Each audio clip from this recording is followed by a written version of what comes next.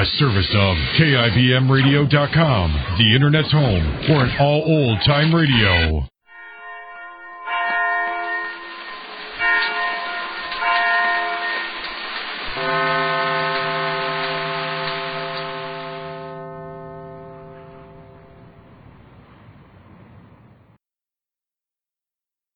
And now, Backstage Wife, the story of Mary Noble and what it means to be the wife of a famous star.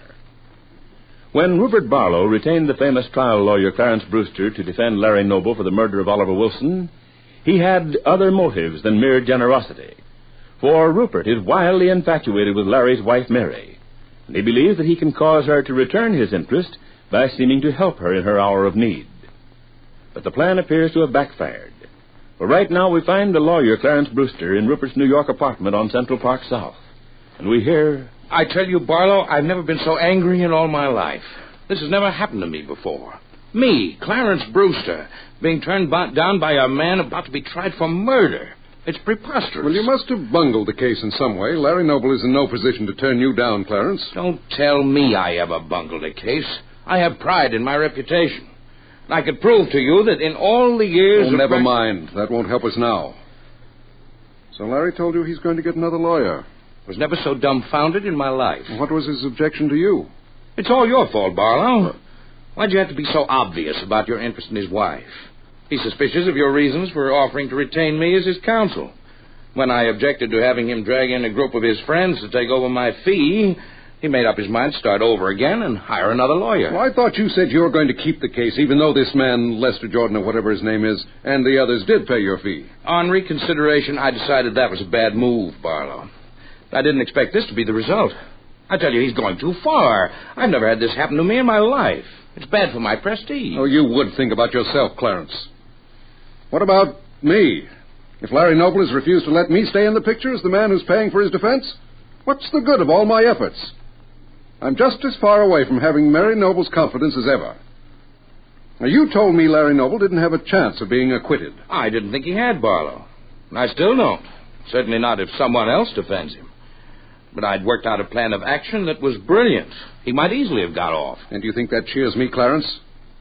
You probably would have worked your head off on the case and won an acquittal with my money. Well, I'm just as well satisfied if that's your idea of giving service. My chances are better without your help. Don't be too sure of that, Barlow. I have the distinct feeling that Larry Noble is onto you. That's why he turned against me. Don't be too sure that you have a chance in this picture, even if Noble is convicted. I'll take my chances on that. And save myself a sizable fee at the same time. You'll have the bill for the preliminary work I've done on Larry Noble's case. I won't stay any longer. I have things to do at my office. Well, I hope they're more effective than your work on this case. They will be, since I won't have you to contend with. Good day. Hey, Mr. Barlow, the old boy Clarence Brewster sounds kind of sore about something. I was coming to open the door, and he almost knocked me down. You old fool. He's bungled this whole case, Victor. How do you mean? Larry Noble has hired another lawyer. At least he's going to. He's given Clarence Brewster the gate. What do you know? That guy Noble is plenty nervy. Maybe he's got something new to go on that makes him think he can beat the rap for killing Mr. Oliver Wilson. Oh, even Brewster said he didn't have a chance. He said the evidence the police have is conclusive. Larry found out about Oliver Wilson's secret marriage to Claudia Vince, and then he killed him right there backstage at the theater in a fit of jealous rage. Yeah, it makes a good story, all right, Mr. Barlow, if you show how he was nuts for Miss Claudia Vincent. He was obviously mad for her, Victor. Sure. I've been feeling real good about how the trial's going to come out until I started checking on this Claudia Vincent. Let me tell you, boss, she's up to something. And it ain't going to help either one of us none. You speak for yourself, Victor. I'm not involved in this case. And if you were stupid enough to be seen at the theater on that night, and to be overheard quarreling with a man who was later found murdered, that's your hard luck. You had the evening off. You had no reason to be there at all. You like to throw the hook into me, don't you, boss? After all the things I've done to get you out of trouble. I've paid you well for all the time you've been in my employ, Victor. If you get into trouble on the outside, that's your own fault. Sure. That makes it easy, Mr. Barlow. You don't care if they drag me down to the city jail and give me the once-over. With my record, I got no chance to talk back. Not unless you fixed it so as they'd leave me alone, but not you. You don't lift a finger. I am not interested in a catalog of your complaints, Victor. I have other things on my mind. Now, kindly remember your place and let me try to think this out. Yes, sir. I was only going to tell you about Miss Vincent and how she's suddenly playing around with this Mr. Lester Jordan, who's putting up the dough for Mr. Noble's defense. Oh? Well, what do you mean, Victor? Since you ain't interested, skip it. Victor, you come back here. Now tell me what you found out. I demand to know at once. Well, just like I said. Miss Vincent's playing around with this Jordan. He's all goggle-eyed over her. And she's suddenly loaded with dough. Paid off her hotel and everything. When did you find out about this? I moseyed over there to her hotel a couple days back to see how she's making out. Last time, she was flat broke, with the hotel getting tough about the bill. Next I know, she's rolling in the stuff. I got a couple of boys out checking on her. You want to know what? What? She went riding in the park, Mr. Barlow, in one of those horse cabs with this Jordan. Met him a couple of blocks down, just like she was planning a secret rendezvous. Now, what the devil could she be up to, Victor? Well, if you ask me, she's planning to pull some kind of a stunt in court. If they pay her enough dough, she'll lie her head off. You know, I bet they're going to use her for the big surprise witness to get Larry off the hook. She wouldn't dare. You know better than that, boss. She'd do anything for dough. I don't like it, Victor. Me neither. She's liable to point the finger at me. Or Julia Dixon. Sure. Or even you, boss. No matter what you say, you ain't out of the running. That's ridiculous. Remember, this Miss Vincent's got a grudge against you, and she's plenty smart. This is bad, Victor. We'll have to do something about Claudia. Yeah. But first, I've got to talk to Mary Noble. Find out what she knows. I can't figure out why she's been avoiding me these past days. Maybe it's all hooked up together. Claudia Vincent's filled her up with some cock and bull story about you. Well, I won't have it. I'm going to sit in Mary Noble's hotel lobby until she comes in or out, if it takes the rest of the winter. Rupert Barlow prepares to leave for Mary Noble's hotel on the west side at once. Meantime, Larry Noble is talking to his friend Lester Jordan in the visiting room of the jail. And we hear... It's all settled, Larry. We've talked it over at the club, and all your friends have got hold of a darn good lawyer for you. Who is he? Well, he's a young lawyer. I can't say that he's got the kind of reputation or experience that Brewster has, but he's up and coming, and he'll give you a good fight. Maybe you've heard of him, Hubert Savage. Savage? No, I can't say I have. Well, he'll be over later today, but that's only part of the news, Larry. Let's hear the rest, Lester. I've had the most amazing luck. If it pans out as it ought to, you're in the clear. That's a bit vague. What is it you found? Well, I'm sworn to secrecy, Larry. I can't talk about it yet, but it's great. I think you're sitting pretty. Well, thanks. Personally, I don't see anything so lovely about the picture. From here, it looks pretty grim. Just take it easy, Larry. You're going to be okay. You're going to have a surprise witness take the stand and clear you in no time at all. Well, who is this mysterious person, Lester? Why can't the story come out now? I wish it could, old man, but it's got to be done this way. There's been a lot of dirty work in this case, a lot of quiet skullduggery, and we're not going to risk any more. It's a good thing you got rid of that lawyer, Brewster. He's been working hand in glove with Barlow, and Rupert Barlow is out to do you no good. It seems to me you've found out a lot of interesting facts. I have.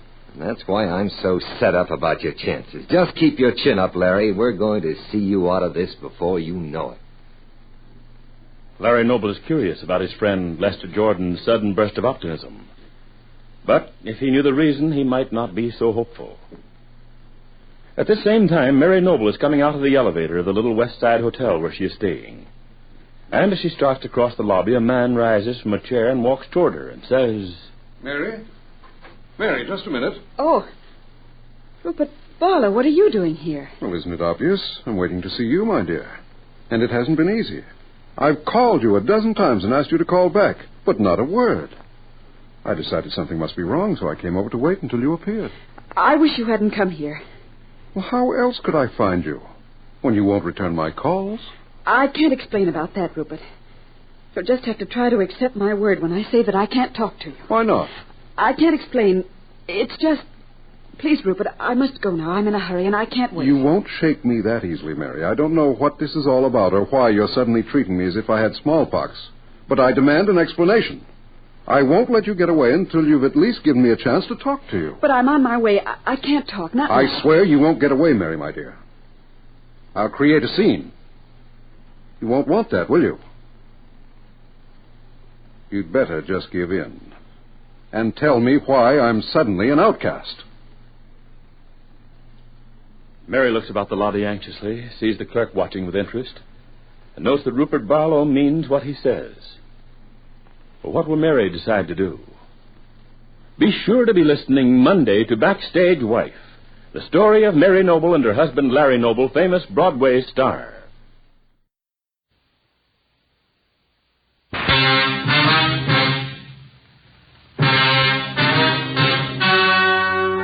The story you're about to hear is true. Only the names have been changed to protect the innocent. Fatima Cigarettes, best of all long cigarettes, brings you Dragnet.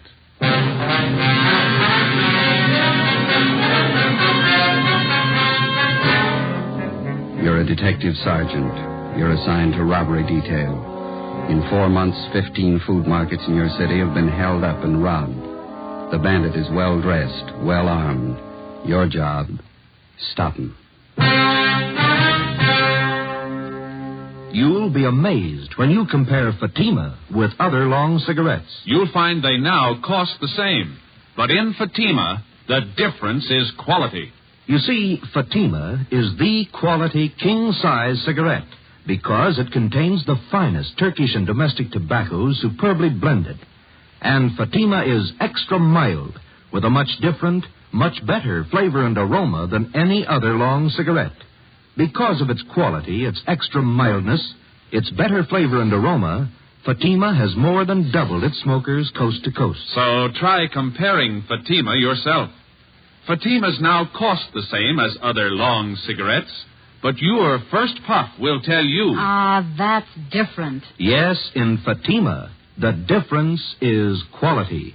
Ask your dealer for Fatima, the quality king-size cigarette. Best of all long cigarettes. Start enjoying Fatima tomorrow.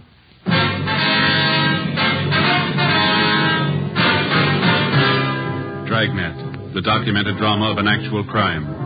For the next 30 minutes, in cooperation with the Los Angeles Police Department, you will travel step by step on the side of the law through an actual case transcribed from official police files. From beginning to end, from crime to punishment, Dragnet is the story of your police force in action. It was Monday, February 12th. It was cold in Los Angeles. We were working the night watch out of robbery detail. My partner's Ben Romero. The boss is Thad Brown, chief of detectives. My name's Friday. It was 9:48 p.m. when we got to room 25A, interrogation room. Have a chair, Mr. Pollard. Yeah, thanks. Now, what is it that you want to tell us, sir? Well, you have a cigarette, please? Yeah. Here you are.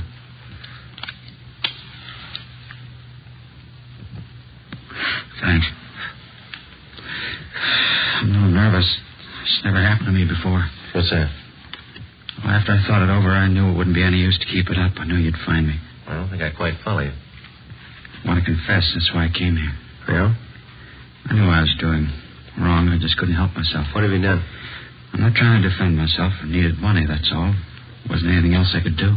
Well, we still don't know what you're talking about, Pollard. Been after me 4 months. Thought maybe you'd recognize me from the description. Some of the people must have seen me. Those food market holdups. You pulled those robberies by yourself? Yeah, 15 of them. Needed the money. Pollard, is that your true name? That's right, yeah, Frank Pollard. You ever been arrested before? Drunk charge, that's all. I don't know why I went wrong. It just did. You ever done any big time? No. Well, why do you want to confess? I want to get it off my mind. I want to tell somebody. Everybody. Look, call in newspapers. I'll give them the whole story. I'll tell them everything. How many of those markets did you hold up, Polly? 15. You said you needed the money, is that right? Why? Personal reasons. Now, look, you got a light again. The smoke's out there. Yeah. Here you are. Yeah, thanks. You used pretty much the same routine on all of the holdups, is that right? Yeah, I only pull one job a week. Figured that was the safest way. Dressed pretty well, like a salesman. Always had a briefcase with me. Is that where you carried the gun? Yeah. Always worked, too. I'd show up at closing time, get the manager in the back room, then pull the heist. What kind of a gun did you use? Service pistol. I had it from when I was in the Army. How do you usually work it? Well, when I got the manager alone in the back office, I'd just pull the gun and I'd say, give me the money, all of it. They knew I wasn't fooling. They'd give me the dough. You don't seem to fit the hold-up man's description too closely. Did you wear a mask on those jobs, is that it? Sometimes I did, sometimes I didn't. How about the man who worked with you? Where's he? Wasn't anybody else, just me. Worked him alone. That's where you cops were wrong. You thought there were two of us, didn't you? We thought so, yeah. I pulled every job by myself. That's where I crossed you up. I knew what I was doing. I didn't need any help. Well, how about that market out on West 7th that you held up last night? Did you pull that one alone, too? Yeah, sure. I always work alone. Guess I had you guys going, huh? Your story doesn't come very close. The man we're after doesn't use a service pistol. He never wears a mask, either.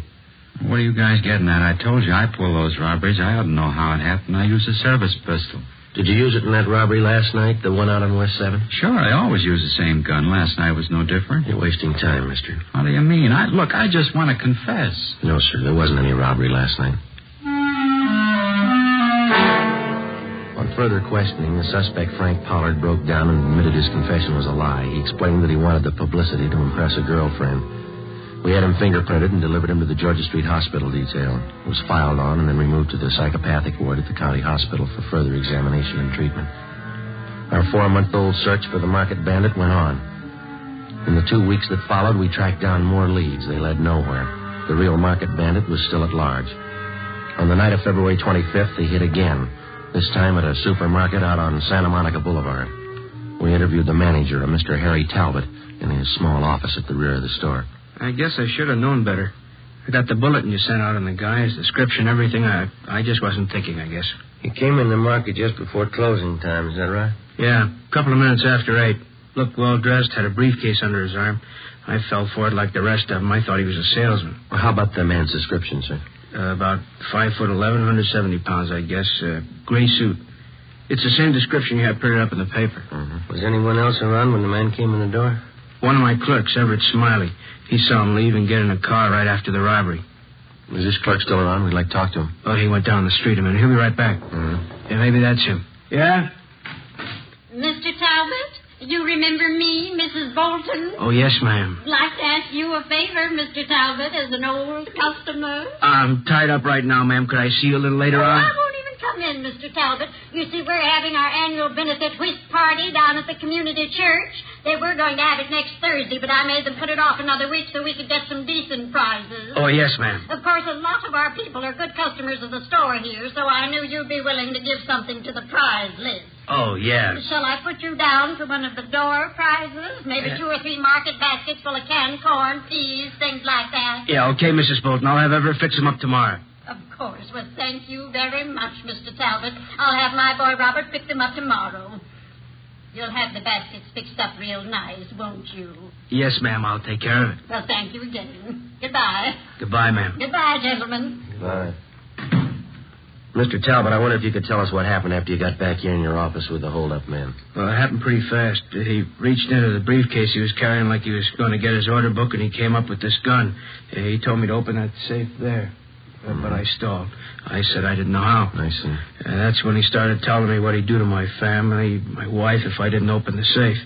He knew all about us, my address, my wife's name, my kids. He said he'd get them if I didn't do what I was told. Same M.O. Never failed him. What'd you do then, Talbot? Well, money's not worth that much to me. I opened the safe and gave him everything. A little over $400. I still don't know how he got that information about my family. Do you have any suspicions at all? No, nobody I can think of. How about the gun he had? Can you describe it?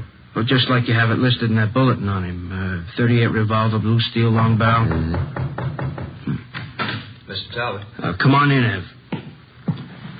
Officers, this is my clerk, Everett Smiley. I I'm sorry I forgot your name. Friday and Romero, robbery detail. Hi. No. Hey, Mr. Talbot says that you saw the hold-up man leaving the market. Is that right? Yeah, that's right. He walked right out of the store and down the street just like nothing happened. I didn't know anything was wrong till later. Did you notice if the men got in a car? Yeah, I did. Car was parked about halfway down the block. Another guy was driving. Motor was running. Did you catch the license number? No, but it was a brand-new sedan. A Pontiac, I think. You shouldn't have much trouble finding it. Without a license number? Well, it's a brand-new car. I remember the color. I couldn't forget that. Yeah? Bright red, just like a fire engine. 90% of the time, color identification of a car means nothing. For one thing, a getaway car can be painted in a matter of a few hours, and for another, the color of a vehicle is not listed on the registration slip. It's impossible to check a car through DMV on color alone. But in this case, we figured that we had half an exception to the rule. The car used in the robbery was new, was painted a very distinctive color. We began an immediate canvass of automobile dealers throughout the city. After a day and a half of calling and checking, we found 2 dealers who had sold 2 new cars within recent weeks with fire engine red paint jobs. We got the names and addresses of the purchasers and checked them out. One of them was a Miss Mona Taylor, an ad taker for one of the daily morning papers. I'm sorry to bother you at your work, Miss Taylor. Oh, not at all. Most of it's over for today. What is it you want to know? Well, we understand that you bought a new Pontiac sedan about 3 weeks ago. Is that correct? Yes, I did. If this is about that parking ticket, why, I've already taken care of it. No, ma'am, that's not it. We'd just like to know if you still own that car. Well, I don't own it yet. I'm still paying on it. Color's a bright red, is that right? Yes, it is. Fire engine red. I like bright colors. Well, does anyone else besides yourself drive the car, Miss Taylor? Well, yes, once in a while. I lend it to my boyfriend, Al. Al Daly. I've known him for a long time. Oh, excuse me. Classified ads, Miss Taylor. Yes, sir. A 2-room apartment? Unfurnished? All right. You got a smoke, Steam, Joe? heat, Yes, I got one. view, Beverly Hills. That's it, then. $80. What's that? Yes, sir. Tomorrow morning's edition. Yes, $2.12 for 2 days. Could I have your name, address, and telephone number? Thank you, sir. About this friend of yours, Miss Taylor, this Al Daly. How long have you been lending him your car? Since he got his new salesman's job. He has to make night calls on customers out in the valley, so I let him have the car, usually about once a week. When's the last time that he borrowed the car, miss? 2 nights ago. From Mona Taylor, we got the address of her boyfriend, Al Daly.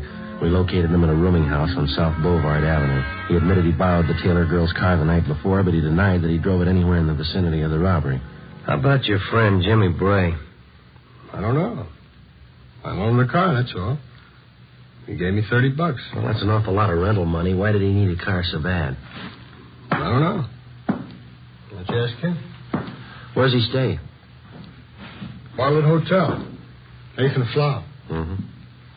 You going over to see him now? That's right. Why? Well, I thought if you were going over there, you wouldn't mind taking this with you. He left it in the car when he brought it back. His briefcase. Let's have a look. What's the matter? What's all the fuss about a briefcase? Yeah? Mm-hmm. What is it? Let's see. All right, you got an answer for that, Daly? Sure, a funny place to keep a gun. We took Al Daly downtown where he was held for questioning. We had a stakeout placed on his rooming house. We had both Daly and Bray checked through R&I. No criminal record. The briefcase and the .38 revolver were booked as evidence with the property clerk. There was no record or prints on the gun. The Taylor girl's car was impounded to be checked for fingerprints. 7 p.m., we drove out to the Bartlett Hotel on 8th and Flower. The room clerk confirmed the fact that Jimmy Bray was a registered guest at the hotel. You want to call the office, Joe? Yeah, all right, I'll do it. You got change? Yeah, I think I have. Yep. Okay.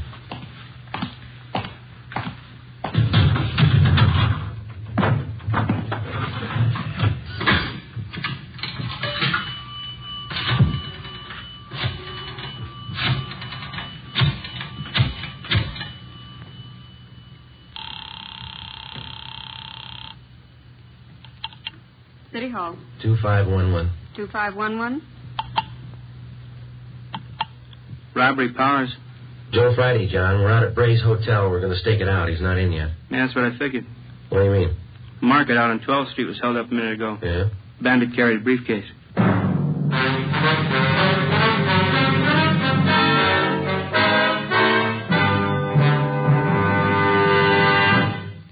are listening to Dragnet, authentic stories of your police force in action.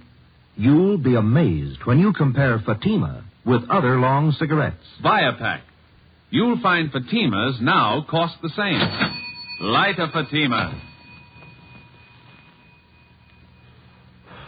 Ah, that's different. What a difference. Yes, friends, in Fatima, the difference is quality. Quality of tobaccos, the finest Turkish and domestic varieties, extra mild and superbly blended to give you a much different, much better flavor and aroma than any other long cigarette. Quality of manufacture. Smooth, plump cigarettes rolled in the finest paper money can buy. Quality, even to the appearance of the bright, clean yellow package, carefully wrapped and sealed to bring you Fatima's rich, fresh, extra mild flavor. Try comparing Fatima yourself. Fatimas now cost the same as other long cigarettes, but your first puff will tell you... Ah, that's different. Yes, in Fatima, the difference is quality. Ask your dealer for Fatima, the quality king-size cigarette. Best of all long cigarettes. Start enjoying Fatima tomorrow.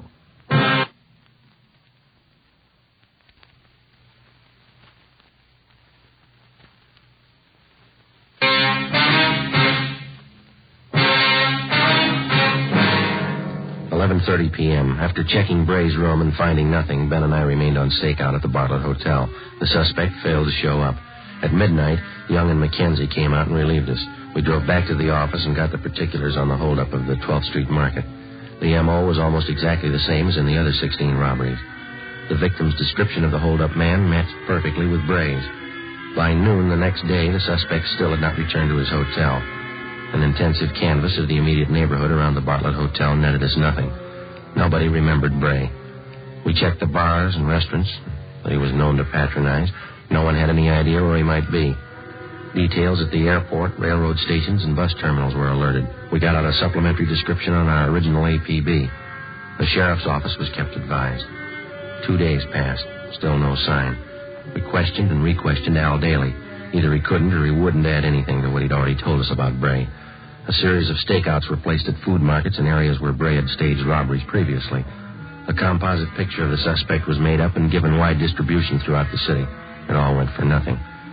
The following Tuesday, March 4th, Bray robbed a neighborhood market in Highland Park of $150. I had to give him the money, Sergeant. He threatened my wife and kids. Said he'd see something happen to them if I didn't open the safe. Did you say he wore gloves, sir? That's right. I thought it didn't jibe at first. A salesman wearing gloves like that. Didn't think about it till it was too late. Did you notice if he was on foot or did he get away in a car? He had a car, all right, parked down the street there. Saw it through the window. Another fellow was at the wheel. Mm-hmm. Did you notice anything else about the car, the license number maybe? No, couldn't see that. But it was a coupe. I'm sure of that. Yeah? It was red. Bright red. There was one angle we couldn't figure. If Bray was bent on a steady career of robbery, why did he use an escape car painted the most conspicuous color possible? We checked out Mona Taylor's car again. There was no connection. The search went on. 2 weeks, 3 weeks, another month. Bray kept to his usual schedule, one robbery a week. The legwork went on, too. On March 20th, we got a call from one of Ben's informants. He told us that he'd seen a man answering Bray's description in the Venice Park amusement area down by the beach. Well, we drove down to Venice to check it out. Pretty good crowd for a cold night. Yeah. Where do we find this friend of yours? See where the merry-go-round is up ahead? Yeah? Just beyond that. He runs one of the booths. You throw baseballs at phony milk bottles, 3 chances for a dime, you know. Oh, yeah. He and his wife run it. They've been out here for years. I don't know how they ever make a living at it. Hey, those hot dogs smell good, don't they? Is that your friend's booth across the way there? Yeah, it is. Come on, fellas. Tell the girls how you can throw a baseball. Fill the milk. How about it? We'll let the girls have a free throw. Step up when it's live. Looks like Maud's running the place tonight. Maud, that's his wife. Oh, yeah. How you doing, Sergeant? Cold night, huh? Hi, Maud. This is my partner, Joe Friday. How are you? Glad to know you, Joe. Guess you're looking for Scooter, huh? Yeah, is he around? Just down the way, Sarge. Hey, how about it? Sailor, try your luck. 1 thin dime. Spill the milk. Pretty good crowd tonight, Maud. Oh, yeah, but they're not spending. Hasn't been good at all lately. Where'd you say your husband was, ma'am? Just down the way. Old man Hudson's out to chow. Scooter runs the merry-go-round for him while he eats. Now, thank you, Ma. We'll drop back and see you before we leave. Right. Glad to meet you, Joe. Yeah, glad I met you. Goodbye. What do you say, girls? Have the boys show you how good they can throw. Spill them out. How about it? Scooter, is that what you said? Is that the guy's name? Yeah, that's right. He used to run the scooter drum. You know the little electric cars you drive around? Bumpers all around? Yeah. All right. Hey,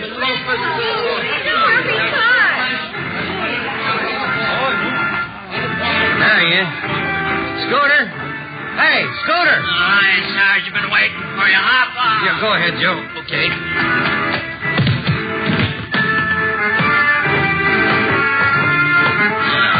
How you doing, Sarge? Good to see you. Scooter, my partner, Joe Friday. How are you? Yeah, glad to know you, Joe. I guess we can talk here as well as any place, huh? Sure.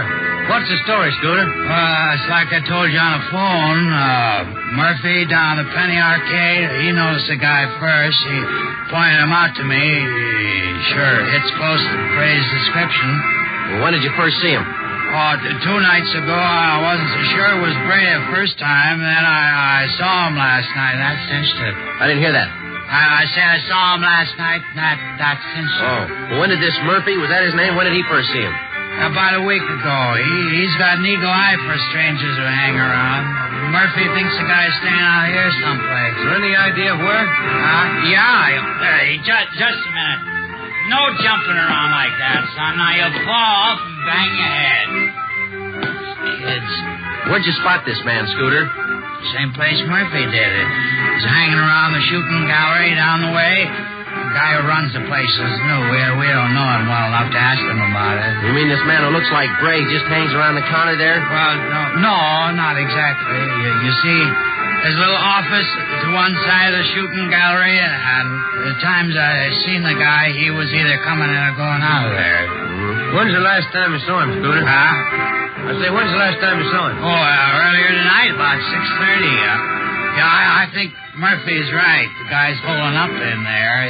Hold on there, Curly. Now, don't try to get off the merry-go-round till it stops. That's the girl. Thank you a lot, Scooter. We'll check back with you before we leave. Yeah, okay, Sarge. I hope it helps you out. I'm glad I met you, Joe. Right. See you later. There's the shooting gallery down there by the bullseye, son. Yeah, if the guy is Bray, it's funny that he hasn't been spotted before. This area is pretty well patrolled here. Try your skill, fellas. 10 shots, only quarter. We're police officers. Like to ask you a few questions. Oh, what about? What's your name? Gridley. Max Gridley. You know anybody by the name of James Bray? Bray? Uh-huh. No, I don't. Why? How about this, Mr. Gridley? Know anybody who fits that description? No, it doesn't mean anything to me. What's the matter, anyway? Well, a man answering that description has been seen entering and leaving this office right next door over here. It's part of your concession, isn't it? Yeah, that's right. But I'm the only one who uses it. Somebody must have got the wrong slant. Then you wouldn't mind if we looked it over. Routine investigation. Well, I don't know. Yeah, all right. I'll come around and open the door for you. All right, come on.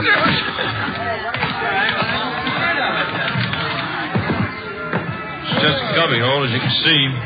Trying to use it as a storage place. Sometimes I have my lunch in here. Take a nap once in a while. Looks pretty well lived in. All those clothes are yours, Mr. Gridley? Yeah, that's right. Why? Hey, Mac, how about a load on this thing? Oh, it's customer. Excuse me a minute. Be right back. Yeah, go ahead.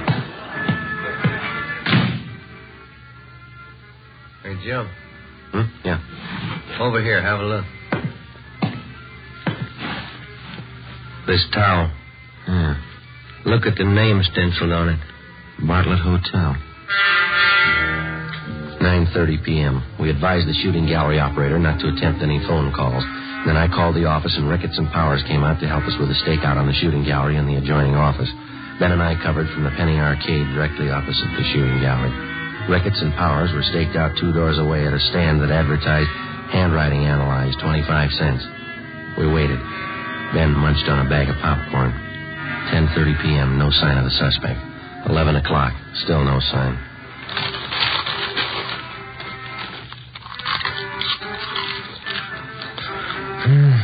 Getting pretty cold. Everybody going home? Yeah. You got any more of that popcorn there? Oh, yeah, here you are. A few pieces left. Very good.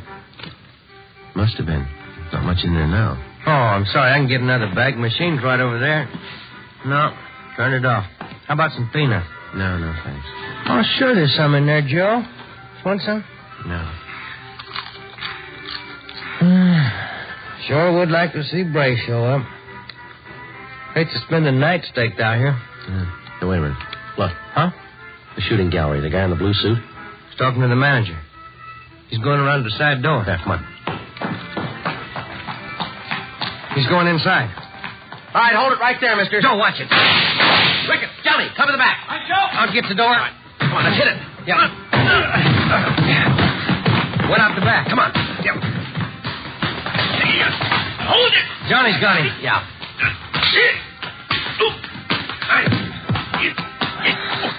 Good. Johnny, you okay? Yeah. They're rough. Let's roll him over, huh? Yeah, all right. How about it, Joe? Short, dark complexion, fat. What do you think? I don't know, but it's not Bray. Ricketts and Powers remained on stakeout at the shooting gallery while Ben and I took the suspect downtown along with the proprietor of the shooting gallery, Max Gridley. We had the man treated for cuts and bruises at Georgia Street Receiving Hospital, and then we took him to the office. He identified himself as Blake Chatfield, an unemployed salesman. After 2 hours of questioning, he broke down and admitted that he was Bray's accomplice. In each of the 18 robberies, he drove the getaway car. He said for the past month, he and Bray had been living in the office adjoining the shooting gallery. He was booked at the New City Jail on suspicion of 211 PC. Max Gridley was held for further questioning. 1:35 a.m. We checked back in at the office. Guess I had too many hot dogs out there. Yeah, what's the matter? Oh, indigestion. Maybe it was the popcorn.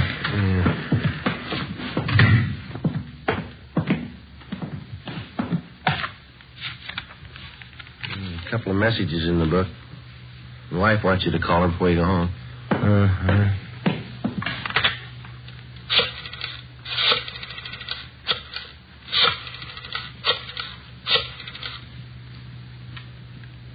Hello, Amy. Yeah, long night, yeah. What? Loaf of graham bread. Well, I'll try. Okay, dear. Yeah, bye. Same old thing. Yeah. I get it. Robbery Friday. Johnny Powers, Joe. Yeah, John. How's it going? Jimmy Bray finally showed. We got him. Any trouble? No. Drove up in a bright red coupe. Couldn't miss him. Mm-hmm. You coming in now? Yeah, just leaving. See ya. Right, John. Bye. Well, I picked up Bray. Bringing him in now. Good. Sure been a long haul. Almost 5 months. Yeah, it's a long time. Hey, Joe. Yeah? Where am I going to get a loaf of graham bread at this time in the morning?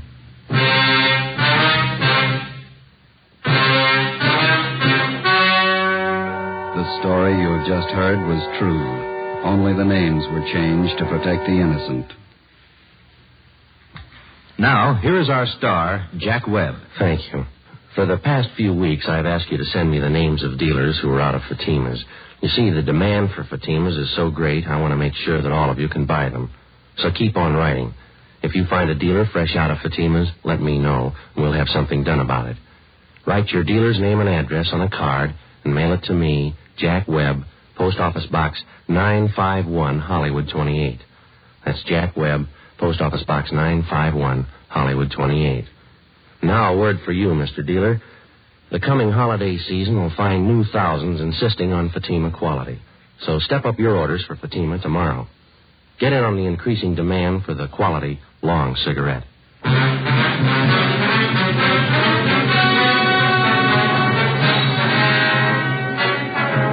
James R. Bray and Blake A. Chatfield were tried and convicted on several counts of armed robbery and received sentences as prescribed by law. Max Gridley was filed on for failure to register as an ex-convict. Bray and Chatfield are now serving their terms in the state penitentiary. Technical advice for Dragnet comes from the Office of Chief of Police W.H. Parker, Los Angeles Police Department. This is Bob Hope. Can we steal a second?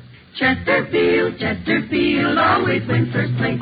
That Miler mild tobacco never leaves an aftertaste. So open a pack, give 'em a smell. Then you smoke 'em. Don't forget to give Crosby for Christmas. I mean the Chesterfield Christmas carton with Bing as Papa Santa Claus. See you Tuesday. Fatima Cigarettes, the best of all long cigarettes, has brought you Dragnet, portions transcribed from Los Angeles. Coming up, We the People, then Screen Directors Playhouse on NBC.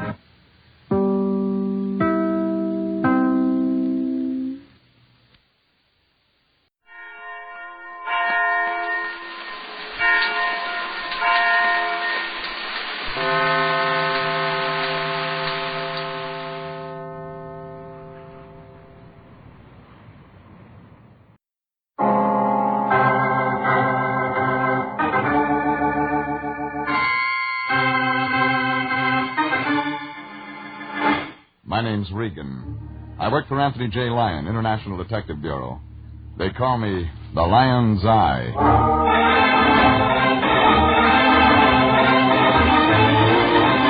Wednesday at 9, and CBS brings you Jeff Regan, Investigator, starring Frank Graham as Regan with Frank Nelson as Anthony J. Lyon. So stand by for mystery and suspense and adventure in tonight's story of The Little Man's Lament.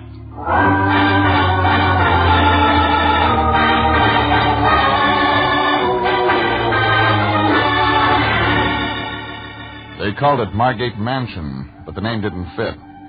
It was a pile of old cement and cracked stucco held up by a half a dozen tired palm trees. The people inside didn't fit either.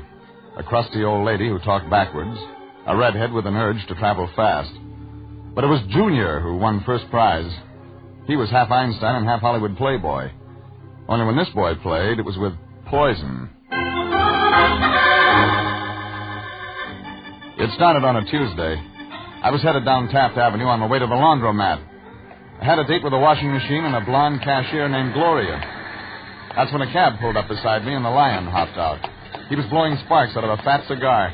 I could tell by the 50-cent smell that we had a new client. Oh, Jeffrey, my boy, I'm glad I caught you. Get back in the cab, Fatso. I'm busy. But I have to talk to you. I was just going up to your apartment. Have a good time. I'll be out all day. Now, Jeffrey, is that any way to talk after all I've done for you? After the many opportunities I've given you to help your fellow beings in distress? I've worked 3 weeks without a rest. I gotta wash my socks. Wash your socks? You can talk about a thing like that when I'm here to present you with a golden opportunity? An opportunity to demonstrate our humanitarian sentiments? A chance to lift one who's in trouble? How much did you lift from him? $100, and it's not a him, it's a her. Oh, it's really a simple job, Jeffrey. Very simple. I've just been over there. Lovely old house, fine old family. The Margates, flower of the old South. Gone to see. Well, yes. But you know how it is with descendants of old families. Fresh young growth choked back by the weeds of the old family stock. The fresh new plant smothered by decay and ruin. Try Vigoro. Regan, you don't seem to understand. We've been retained by Mrs. Margate. It's about her nephew, Hilary Margate. Strange youth, very strange youth indeed. If Mrs. Margate needs protection from him, I tell you it's a very serious matter. Well, so's my laundry. Regan, will you listen to me? There's another choice? Yes. See Mrs. Margate, root out the facts. Get her a gardener. She doesn't need a gardener. She needs you, and don't give me any more trouble. Okay, sweetheart. Here. Wait a minute. What's it? My laundry. Put the shirts and socks in a washing machine, put 2 bits in the slot. And stay away from the blonde. She doesn't like cigar smoke. Regan, this means you will see Mrs. Margate? Don't try to be coy. You knew I'd see her the minute you stepped out of that cab.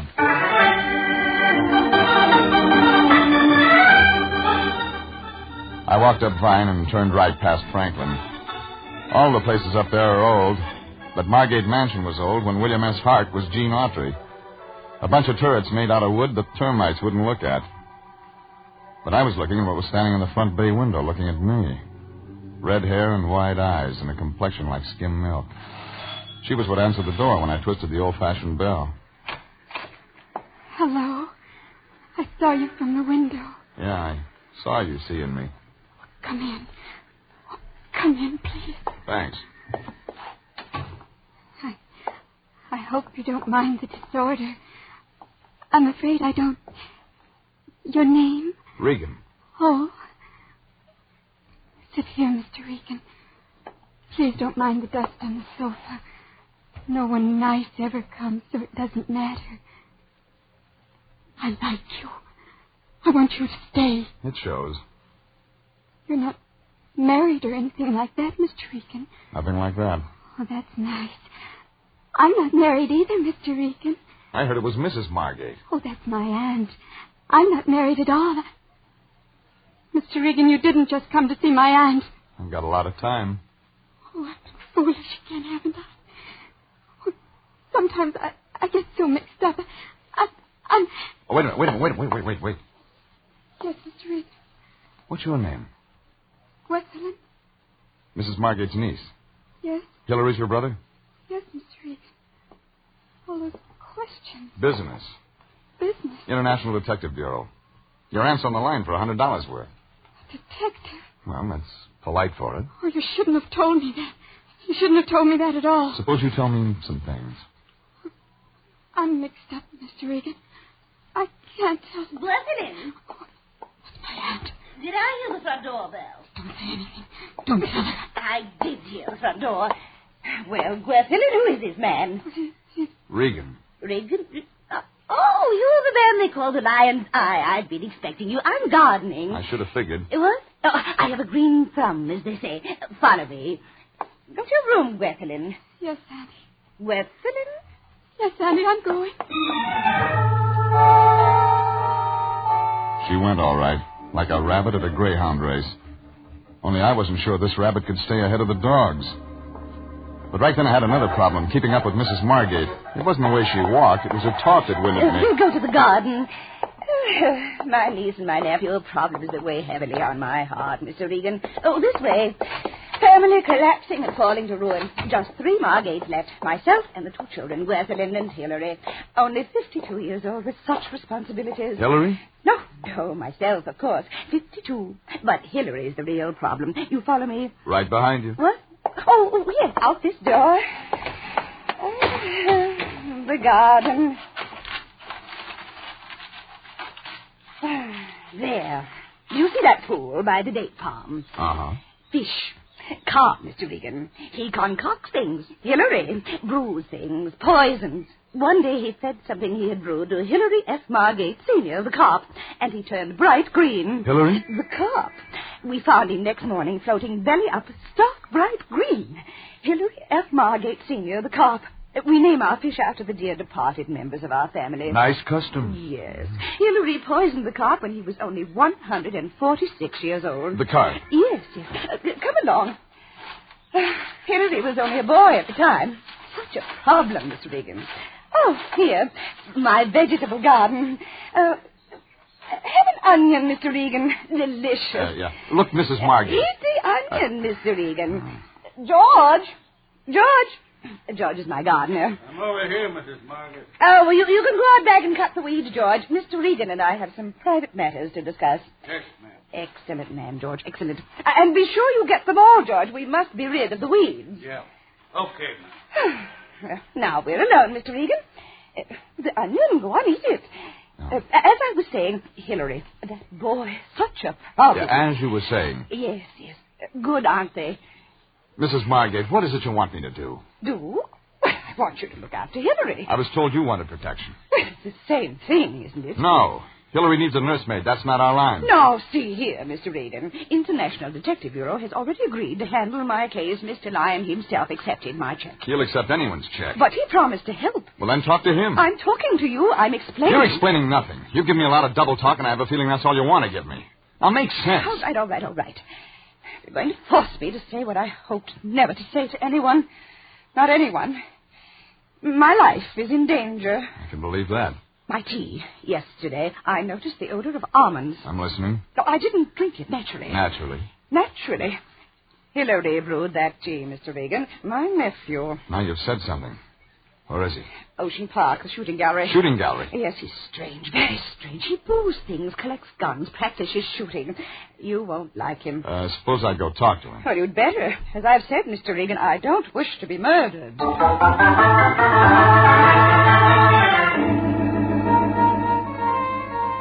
I headed the car down La Brea to Olympic and then out to the Ocean Park Pier. It was afternoon business, popcorn and sailor style. The shooting gallery had one customer, a kid in a corduroy sport coat with a face like a cantaloupe out of season.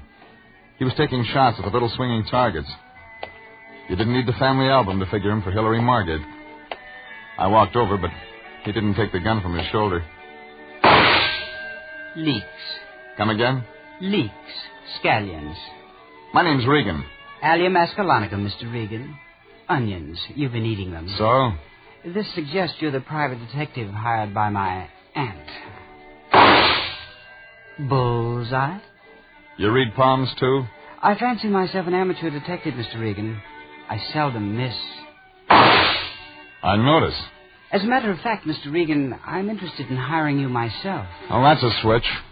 I think there's going to be a murder. Anybody I know? Yes, my aunt. Who plays the heavy? The heavy? Who's going to kill her? I am. Practicing? I don't need practice, Mr. Regan. Even experts get the chair. Possibly. All right, Junior, let's start making sense. Very well, Mr. Regan. My aunt is a domineering autocrat. Actually, I should hate to kill her, but I feel I must. To protect myself, you understand. From what? You know, I dabble in poisons, Mr. Regan. I am empoisonné, as the French say, poisoner. When I was 15... I heard that one, yeah. Hillary F. Margate Sr., the carp. Oh, he died a horrible death. My regrets. Now, get to the point. Ours is an evil household, Mr. Regan. The last of the Margates, a decaying race. My aunt, for example, in Gwethaland. I met her. Then you understand that something must be done. This is an urgent matter, Mr. Regan. It would be wise to take my case. One Margate for a client's too many. Very well, Mr. Regan.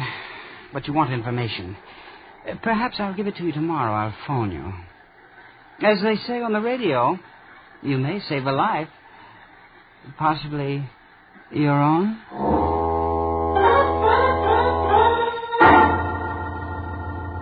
It made a real funny joke the way he said it. Only I wasn't laughing. And neither was he. I got in my car and started for town to tell the lion he'd been underpaid.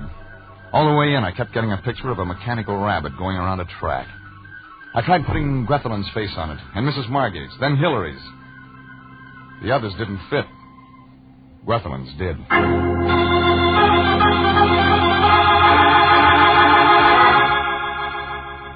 I was still thinking about it when I parked on Hill Street and got out to walk. And that's when I put another face on the rabbit, my own. The guy who fell in behind me and started following was no greyhound, but he had squeaky shoes that slowed down when I slowed down. We stayed together for a block, and when I turned left toward the office, he turned left. I wondered if he was an amateur. I found out when I sidestepped into an alley and pulled him in after me. All right, Buster, this is where you get off. Hey, say, what the devil? Come on, who hired you? Let me go. Give me some answers. Talk. You want muscles, huh? Muscles? All right. I got him. He had him all right, and he knew where to use him. He had a bald head, and he used that, too, right in the middle of my stomach. I shouldn't have bent double, but I did. It was a setup. The next blow sent me around the fender of a truck parked in the alley. I went to my knees. When I came up, it was too late. The bald head was gone. But someone else was there. Mr. Regan. It was Gwethaland Margate. Mr. Regan, you should be careful. You all right? He was following me. No, Mr. Regan, no, he wasn't. I was going to your office. He was following me. She was ready to talk, but the fog in my head wouldn't let me listen. I got her around the corner into a bar. She waited until the waiter brought the drinks. 2 Bourbon Street, Mr. Regan. And if I may say so, this is a lovely tomato you're escorting to my humble palate. You said so. And may I say, Mr. Regan, I'm also partial to redheads. On account of my first love was a redhead. She played second flute in our orchestra. Sure. Keep the change. That was when I was with Stokowski. The Hollywood Bowl, how well I remember. Me and my fiddle. We made together beautiful music. Me and the fiddle, you understand, not the redhead. She gave me nothing but the cold shoulder on account she was hot for a guy that played bass. Come on, you told me this story yesterday. You don't wish to hear the story of my life, Mr. Regan? Well, it was the same way with Mr. Stokowski. The artist is lost in the world of today. All right. Now we can talk. I don't know, Mr. Regan. Who was following you? It doesn't matter. I'm used to it, Mr. Regan. Who was the mug? Doesn't matter, Mr. Regan. It's too late anymore. I thought... You thought what? I thought you'd help me, Mr. Regan. I was on my way to your office. Why? There's going to be trouble, Mr. Regan. Serious trouble. What says so? Everything. Hillary, my aunt, they're all acting so strangely. And those people who come to the house. People? Who? I don't know. The man who was following me is one of them. Oh, something strange is going on, Mr. Regan. Something terrible. You still haven't told me anything. Don't you see? It isn't anything I can tell you. It's a feeling. A terrible feeling. Everything's wrong. I've got to have facts, lady. I don't... Wait. There's one thing. Yeah? The gardener, Mr. Hendricks. George? Yes. My aunt knows him, Mr. Regan. Better than just a gardener. Something else. What? George has been in prison. I know he's been in prison. I heard him say something once on the telephone. To who? I don't know. There's so much I don't know. That makes two of us. You don't believe me. You've got to believe me. Something terrible's going to happen. Sure. Hillary's going to kill your aunt. Hillary? Oh, no. That's not it at all. It's me they're going to kill, don't you see? They're going to kill me.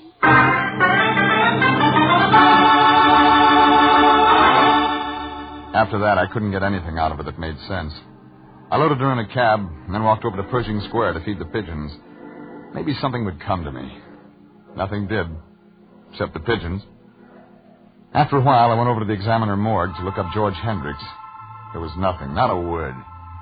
But the Lion has ways of finding those things out, so I went back to the office. The Lion had information, all right, but not the kind I expected. Regan, where have you been? I've been calling every saloon in the city. You got the wrong one. I often wonder why I hired you. Okay, Fatso, why the steam? I'll tell you why. Because you were supposed to be on the Margate case, that's why. What do you think I've been doing? I know what you're going to be doing. You're going to get out to Margate Mansion right now and fast. They just found Hillary Margate in his room. He's been shot through the head.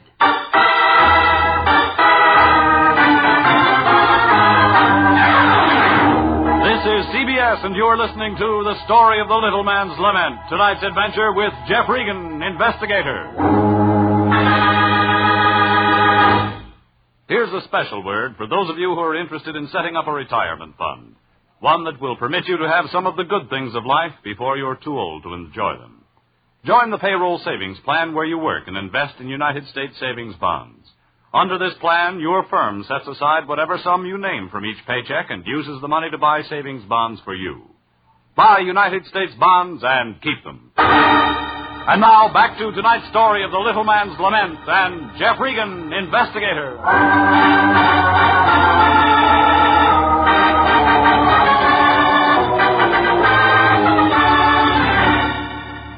Nothing made sense. There were three Margates. The old lady, her nephew Hillary, and his sister, Gwethelyn. And all three of them wanted to hire me to stop a murder. Then the Lion tells me Hillary Margate has just been shot. Well, one thing was sure. With three people to work for, one of them was bound to turn up dead. I put the Lion to work looking up the gardener, George Hendricks. Then I hopped in the car and headed out to the Margate place off Franklin Avenue. By the time I got there, it was turning dark. Out front, a black and white Nash said, "Police," in big letters. But when the old lady opened the door, she acted as though she'd never heard of police. Oh, Mr. Regan, please come in. I'm sorry you didn't get to meet him. Hillary, strange boy. I met him. You did? Oh, this way, Mr. Regan. Well, it's no matter. It was inevitable. Hillary's uncle, my husband, before he died, warned me something like this would happen. He was a young fool, Hillary. How did it happen? Happen? Oh, with a gun, of course. How else could one shoot oneself except with a gun? In here, Mr. Regan, we won't be bothered by them. Sometimes police can be so nosy. Do sit down. We shall have tea. With or without almond? I know what you're thinking, Mr. Regan, but I'm sure it had nothing to do with it. What did? Just a moment, Mr. Regan. There's someone at our door. Well, Gwethelyn? I was just coming to see you, Andy. I thought you'd want me to tell Mr. Regan about Hillary. Yes, a good idea. Mr. Regan, I'll let Gwethelyn tell you. She was here at the time. Oh, she was a lovely woman. Gwethelyn's mother, my late sister. Well, go ahead, child. Go ahead.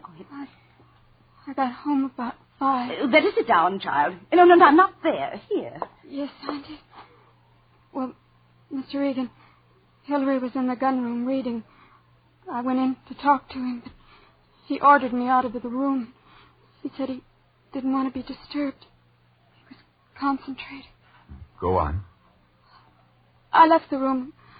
A couple of minutes later, I heard a shot. When I went back, he was there. Hillary. On the floor, dead. Then you called the police. I told Auntie. She called them. They've been so nice, the police. They promised not to disturb me any more than necessary. Wasn't that nice? They're in his room now? With Hillary. Dear Hillary. Yeah. He won't need me anymore. I think I'd better be going. Oh, yes, of course. Gwendolyn, see Mr. Regan to the door like a good girl. Yes, honey. And come again sometime soon, Mr. Regan. We shall have tea together. Thanks. This way, Mr. Regan. Mr. Regan, I've got to talk to you this way quickly. What's on your mind? About Hillary. Something he did tonight. Like what? When he came home, before that, he had a book. A big book. He was reading it when it happened. Why would he read a book and then shoot himself? You got me. What was the title? I don't know. But when the police came, the book was gone. Where did he buy it? I don't know that either. But I'm sure it's important, Mr. Regan. I'm sure of it. You don't think it's important? I don't know. I reach for answers. Sometimes they come up air. I know something else, Mr. Regan. It's about George. George Hendricks, our gardener. Yeah? He disappeared this afternoon after it. Go on. Auntie sent for him when the police arrived, but he wasn't in his room. The police were angry. They think he might have done it. And you think so, too? I'm not sure, Mr. Regan. I'm not sure of anything now.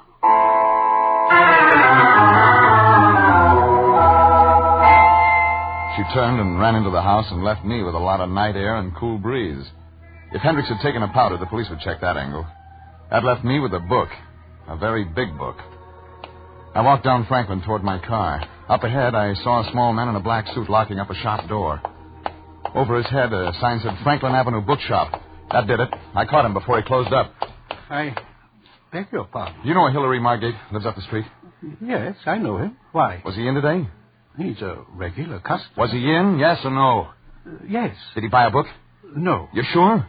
Positive. He asked for a volume we didn't have. What volume? I don't remember the title because we didn't have it in stock.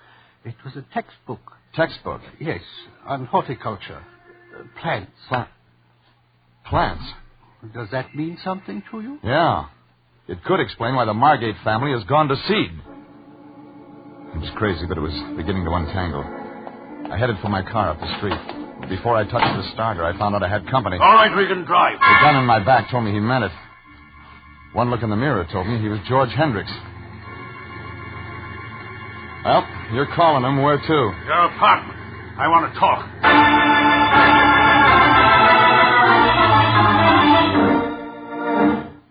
Have a chair, Regan. It's your house. Thanks. I talk. You sit and listen. I can stand. I say sit down. It's your party, Hendricks. There's been an accident at the Margate house. I heard. Hillary shot himself. That right? You think different? Changed my mind. I didn't kill him, Regan. Who said you did? I never could get used to confinement. Oh. San Quentin? Sandstone, Minnesota. Tell me more. Listen, Regan, the police don't like guys with a record. What was your rap, Hendricks? Checks, something like that. Forgery. So why tell me? You're moving in my direction, Regan. I don't like it. Is that why you ran? There's something else. Yeah? The name. It isn't Hendricks. It's Margate. What's that? Freehold Quincy Margate. No wonder you changed it. There were several reasons. Yeah, Old South family. Listen, Regan, you gotta believe me. I didn't kill Hillary. I didn't have anything to do with it. You know a big guy, bald head with a stupid face? Morley. He works at the Margate place part-time. What's his job? Flunky. He works in the garden with me. When he isn't tailing the girl. Leave me out of that part of it. Well, do I answer that? Yes, but watch what you say.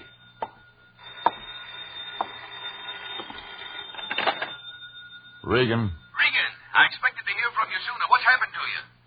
Regan, are you there? Yeah, just got here. What's the matter? Someone with you? You're a genius. Well, I just found out about Hendricks. You guessed it. You mean he's there? Go on. Listen, that's not his real name, Regan. He's a Margate. Freehold Quincy Margate. Age 46, height 5'11", weight 180. Get to the point. Well, about that prison Narcotics violation. Well, yes, but be careful. He'll hear you. No, he won't. He just went out the door, fast. I had what I needed. I averaged 50 down Franklin and pulled up in front of the Margate place 10 minutes later. It was dark and it looked empty, like a beer can after a picnic. I found an open window and crawled in. It was the gun room, and that meant I didn't have to go much farther. But somebody changed my mind for me when the door suddenly opened, and a hunk of orange lightning stabbed in my direction. I ducked in the chair next to me, toppled over. I couldn't wait for the next one. Let me go! Drop it. You're hurting my... That's better. Now some lights. Mr. Regan, I thought you were one of them. I'm not. That book Hillary was reading. I'm in a hurry, baby. You already know, don't you, Mr. Regan? All right. I didn't see it closely. It had pictures of plants. Like the ones in your backyard? Yes. I didn't know what it meant Until Hillary got it, and then you were too scared to talk. Why? Mr. Regan, Hillary didn't poison my aunt's tea. They only said he did so they could kill me and then blame him for it. That way they'd be rid of both of us. Yeah, but Hillary caught on too quick. That's why they killed him, Mr. Regan. Oh, don't let them know I know. It won't matter now, baby. I circled around the house in a hurry. Empty. Then I tried the garden. That's when I saw it. 50 yards behind the house. A strange light at first, then something red that began to grow. Then smoke and more smoke. I ran to the back of the garden in the flames. She saw me coming. Stand back, Mr. Regan. Maybe tomorrow, Mrs. Margate. I warn you, Regan. Stand back. You hired me, remember? Take one more step, Mr. Regan, and Morley will kill you. You think you'd need me around? Put that gun down, Morley. The smoke's getting in your eyes. No. Shoot him, Morley. Shoot him. You're too late for that. I drove across the column of smoke and caught his arm as he tried to find me with that gun. I got to him first. I owed him something for what he'd given me in that alley, and I paid him back with interest. The old lady just stood there and glared at me, the fire reflecting in her eyes. It took me 10 minutes and my best sport coat to stop the blaze. But the price was cheap, because where the fire had been was a nice pile of Exhibit A. It looks just like an ordinary plant, but the police call it marijuana.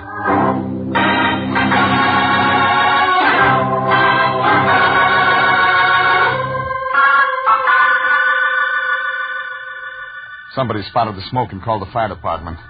The police were right behind them and loaded the last of the Margates into the wagon. And it was like Gweth said. She was scheduled to turn up poison, and I was supposed to testify that Hillary had done it.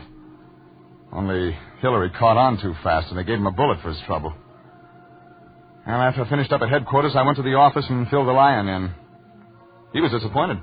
And this fella the police picked up at the depot, this Hendricks, he wasn't the culprit we were looking for? He was under the old lady's thumb like the rest of the family. She blackmailed him into growing the stuff. With his record, he couldn't afford to squawk. He couldn't afford to squawk. How do you think I feel? You got a check for $100, didn't you? Well, yes, I did. She did pay you, didn't she? Well, you see, Jeffrey, that is, she gave me a check when I first went out there for $100. You said that. Well, I didn't think anything of it at the time, but, well, you see, her brother-in-law... You mean... Well, that is, Hendricks did have a prison record for narcotics violation, but, well, it seems upon examining the records more closely, there was an earlier sentence for, Bad checks. Yes. It seems to run in the family. I don't get paid this week. Go on. Quit me. Kick a man when he's down. Oh, stop it. You know I never withhold payment when I have it. Right now I don't have it. Maybe next week. If you wait 2 weeks, it'll be Thanksgiving. What's that mean? You can have the end of the turkey I've been getting. Jeffrey, you're not being kind. Remember my heart. I'll try. Oh, thank you, Jeffrey. Thank you. Now, here's 25 cents. For what? Go over and pick up your laundry. I forgot to wait for it.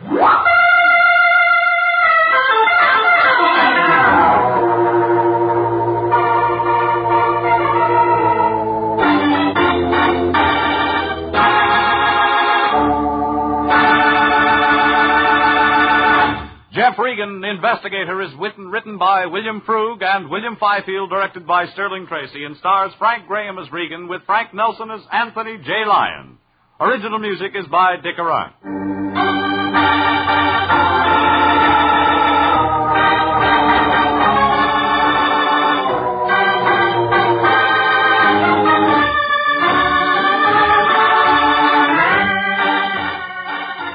Jeff Jeff Regan, Investigator, is heard each week at the same time over CBS. Bob Stevenson speaking, and inviting you to be with us again next Wednesday at 9 for more suspense and mystery and adventure with Jeff Regan, Investigator. This is CBS, the Columbia Broadcasting System.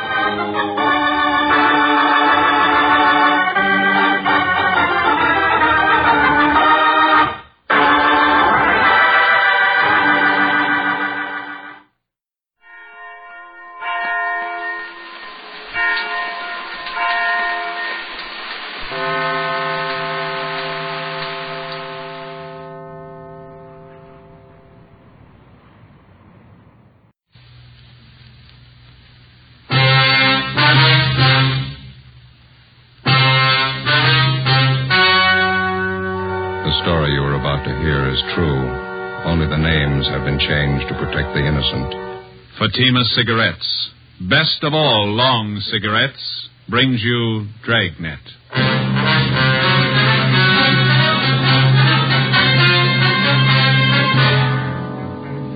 You're a detective sergeant. You're assigned to Juvenile Bureau. A pair of fake talent scouts are at work in your city. Their victims, young girls seeking careers in Hollywood. The criminals are vicious and relentless. Your job, get them. You will be amazed when you compare Fatima with other long cigarettes. You'll find they now cost the same. But in Fatima, the difference is quality. You see, Fatima is the quality king-size cigarette because it contains the finest Turkish and domestic tobaccos superbly blended. And Fatima is extra mild with a much different, much better flavor and aroma than any other long cigarette. So try comparing Fatima yourself. Fatimas now cost the same as other long cigarettes, but your first puff will tell you... Ah, that's different. Yes, in Fatima, the difference is quality. Ask your dealer for Fatima, the quality king-size cigarette. Best of all long cigarettes. Start enjoying Fatima tomorrow.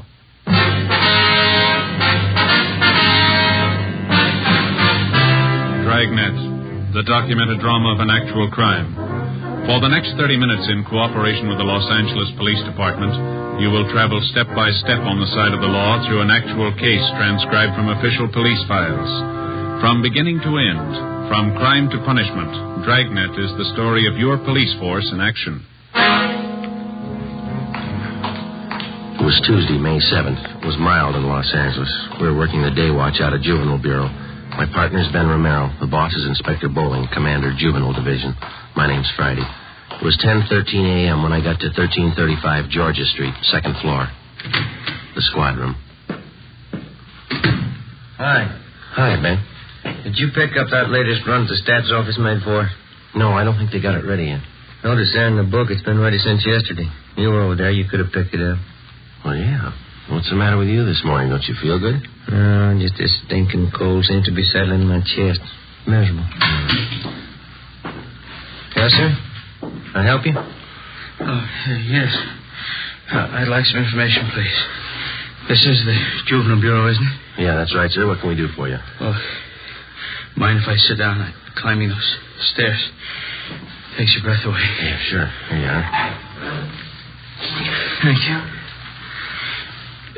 My name's Wayne Kenworthy, officers. I'm out here on a convention. My home is in Minnesota. Mm-hmm. Went out last night with some of the boys at the convention. We stopped at a bar down on your Alvarado Street. Alvarado. Alvarado. Anyway, we were drinking there, and the bartender got to talking to us. Finally offered us some pictures for sale. I got one of them right here. Let's see. Oh, yeah, there you are. I paid him $2 for it. Just look at that. It's filth. Do you have the address of the bar where you bought this? Yes, sir, I have. That's not the reason I'm here, though. I'm not a one-man moral squad. I'm not the type makes a habit of buying obscene photographs of young girls, either. Yes, sir, we understand. Now, I bought this picture from that bartender because I know the young girl in it. She's the daughter of one of my neighbors back home in Minnesota. Known her ever since she was a baby. I see. This girl came out here about 8 months ago to live with a girlfriend. Mm-hmm. She was crazy for Hollywood. Thought she might break into the movies or something. She stopped writing her folks about 2 months ago. Hasn't been heard from since. Well, it sounds like a case for a missing persons bureau, Mr. Kenway. Well, the girl's folks have already contacted them. Nothing's been turned up. Nothing at all. Then, last night, just by an accident, the bartender shows me this photograph. It's that girl, all right. No mistake. Well, we'll do everything we can to help straighten it out, sir. Well, that young girl I know.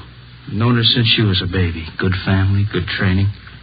She never would have posed for a photograph like this. Rotten filth. She's just not the type, that's all. Yes, sir, we understand. What was this young girl's name, Mr. Kenworthy? Lois Brewster, that's her real name. When she wrote her folks, she was using another name while she was out here. Thought it might help her movie chances. Drake, I think that's what it was. Linda Drake? Yeah, that's right. About 5'4", 115 pounds, dark hair, dark eyes? That's right. Yeah. You know where she is? Oh, yeah, we do. We had her case called to our attention.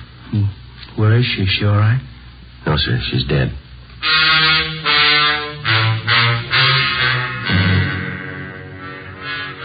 Two days before Mr. Kenworthy walked into Juvenile Bureau, the body of a young girl had been washed up on the shore just below the beach town of Venice. Apparently, she'd taken her own life. The girl was a brunette, attractive, not more than 17 years old. There was no identification on the body except for a rent receipt found in one of the pockets of a cotton jacket that the girl had been wearing. The rent receipt was made out to Linda Drake. It was signed R.L. King, 876 Peoria Avenue. The address was checked out, and R.L. King was found to be the girl's landlady. After identifying the body, she told investigating officers that Lois Brewster, alias Linda Drake, had lived at her rooming house with a girlfriend for about 6 months. The girlfriend's name was Joyce Fowler. The landlady went on to explain that the two girls had moved out about a week before without leaving a forwarding address. The Fowler girl had said that she would call back for any mail that might be delivered to the Peoria Avenue address. There had been no other leads to the dead girl's background or identity until her former neighbor from Minnesota, Mr. Wayne Kenworthy, showed up. Later that day, Ben and I met with Inspector Bowling and briefed him. Dirty, rotten business. I'll buy that. How far have you gotten with it? Check the dead girl's prints with the missing persons bulletin, Miss Lois Brewster. We notified the girl's parents in Minnesota. They're coming out to claim the body. It's pretty tragic. She's an only daughter. 17 years old. Same old story, we figure, Skipper. Some phony talent scout grabbed her and showed her the bright lights, got her to pose for those pictures one way or another. They can make a teenage girl go one of 100 directions after that. This one ended up on the beach. That's all I care about now. How about the girlfriend Lois Brewster was living with? Joyce Fowler? No word so far. Well, what about it? Any ideas? Well, it pretty much depends on finding this Joyce Fowler. There's no background on her. We got out on all points. How about phony talent scouts? Cheap modeling schools, photographers? Check out that angle. We put 4 of them away in the past 6 months. Another half dozen are being watched. We can start double-checking them tomorrow. Now, how about that picture that old fella Kenworthy brought in? Any lead there? We gathered a dozen samples just like it. One's as bad as the other. They're all printed on the same quality photographic paper. There's no markings of any kind on them. It's a common type of paper. All right, then get on the distribution angle. Stay on it. Every rotten bum that peddles this trash, you get them. I want them right up the line. Distributors, wholesalers, guy that prints the pictures, guy that takes them, every lousy one of them. I still can't figure. What's that? Well, the Brewster girl is a good home there, good training. She knew right from wrong. Kids don't forget that in a hurry. That might have been her trouble. How do you mean? She remembered it.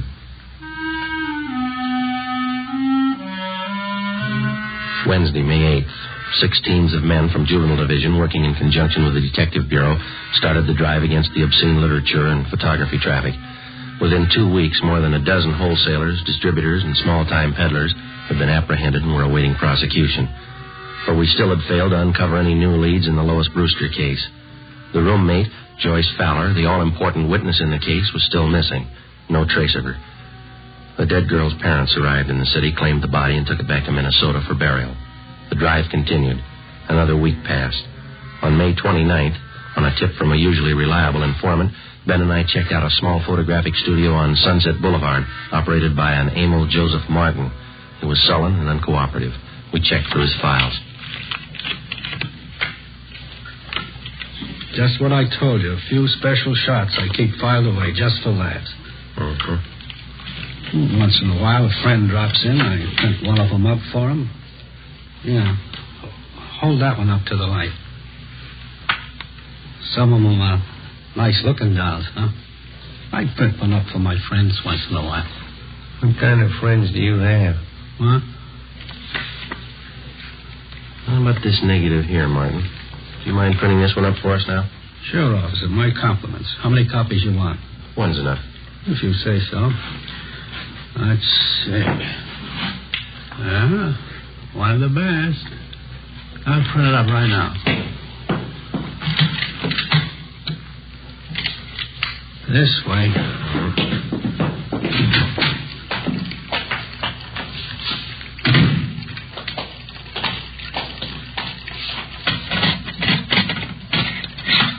This one's a real collector's item, you know.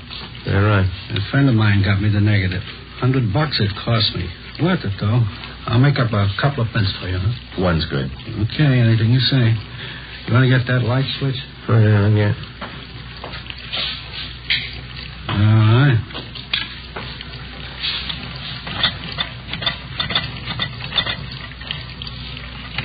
Yeah, beautiful negative. Yeah, you picked a good one, all right. Yeah, get the paper in here.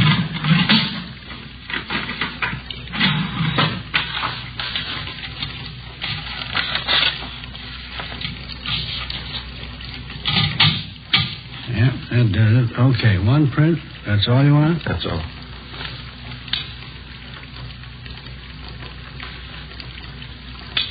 Okay, let's put it in the soup.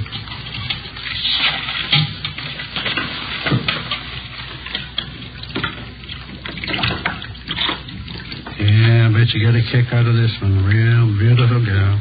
How'd you happen to get a hold of this negative? Did you take the picture? No, a friend of mine got it for me. It cost me a C-note. There we go. Put it in the stubber.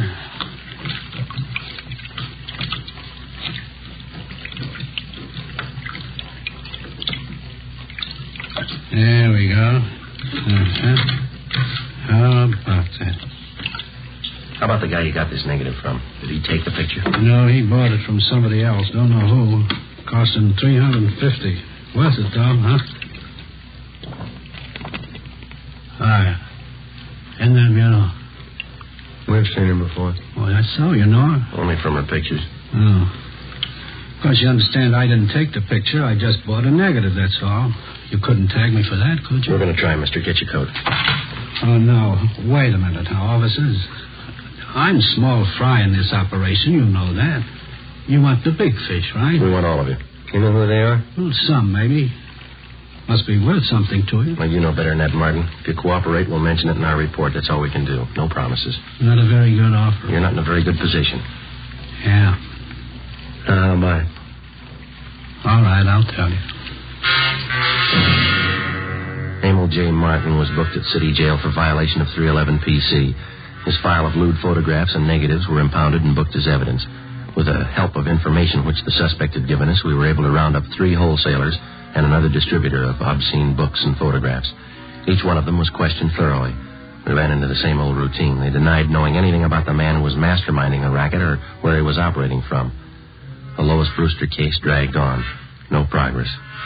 In virtually every case of tracing the lewd pictures to the point of production, the investigating officers were able to link the small-time peddlers to their distributor and the distributor to the wholesaler.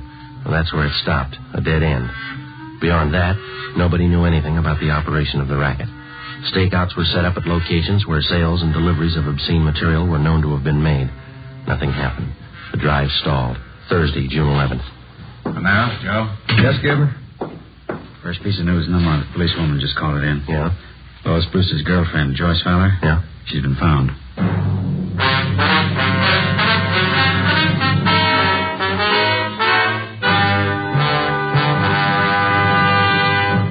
You are listening to Dragnet for the solution to an actual case from official police files. Now, here's a real solution to many of your Christmas shopping problems. If your friends smoke long cigarettes, give the best of long cigarettes. Give king-size Fatima. You see, Fatimas now cost the same as other long cigarettes. But in Fatima, the difference is quality. Quality of tobaccos. The finest Turkish and domestic varieties, extra mild, and superbly blended to give smokers a much different, much better flavor and aroma than any other long cigarette. Quality of manufacture. Smooth, plump cigarettes. rolled in the finest paper money can buy. Quality, even to the appearance of the distinctive royal blue Fatima gift carton. Christmas wrapped and carefully sealed to ensure Fatima's rich, fresh, extra mild flavor. Remember, Fatimas now cost the same as other long cigarettes. But in Fatima, the difference is quality. So this Christmas, give your friends the best. Give Fatima, the quality king-size cigarette. Best of all, long cigarettes.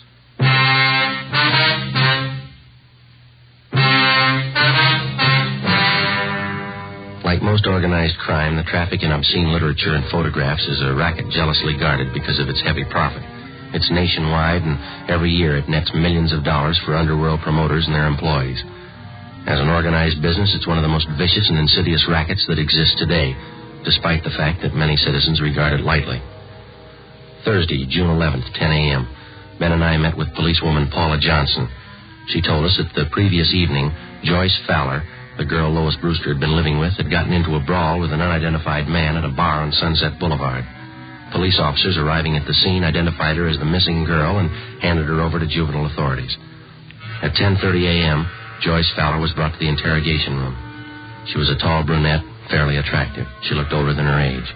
Together with policewoman Paula Johnson, Ben and I questioned her. I was out on a date with this man. We were sitting at the bar, and he started saying things I didn't like.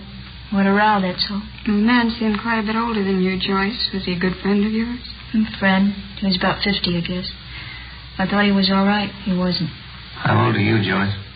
21. We've checked your background, Joyce. You might as well tell the truth. All right, I'm 17. I'll be 18 next week. Look, can't I go get an aspirin? I've got a terrible headache. I got some in my locker. Be right back. Okay. I still don't know why I'm here. What do you want to know? Well, you were a good friend of Lois Brewster's. You lived with her, is that right? Is that why I'm here? It's one of the reasons. Lois spent 8 months out here before her death. As far as these officers know, you lived with her during those 8 months. We want to find out what happened to her. We want to find out what's happening to you. Nothing's happening to me. I can take care of myself. That's what Lois Brewster thought, Joyce. How about her? You tell us? She didn't know what she was doing. I don't know what happened to her. I'm to blame for bringing her out here, but it's not my fault what happened to her. It's not my fault. Well, whose fault is it? All of them. The whole rotten, dirty bunch of them. Here's your aspirin. You 2 of them be enough? Thanks. I'll get some more.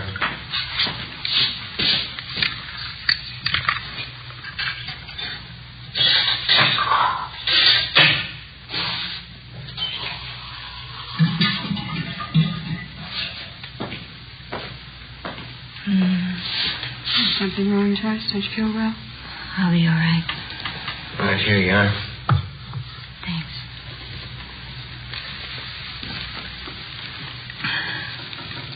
I don't remember too well how it started.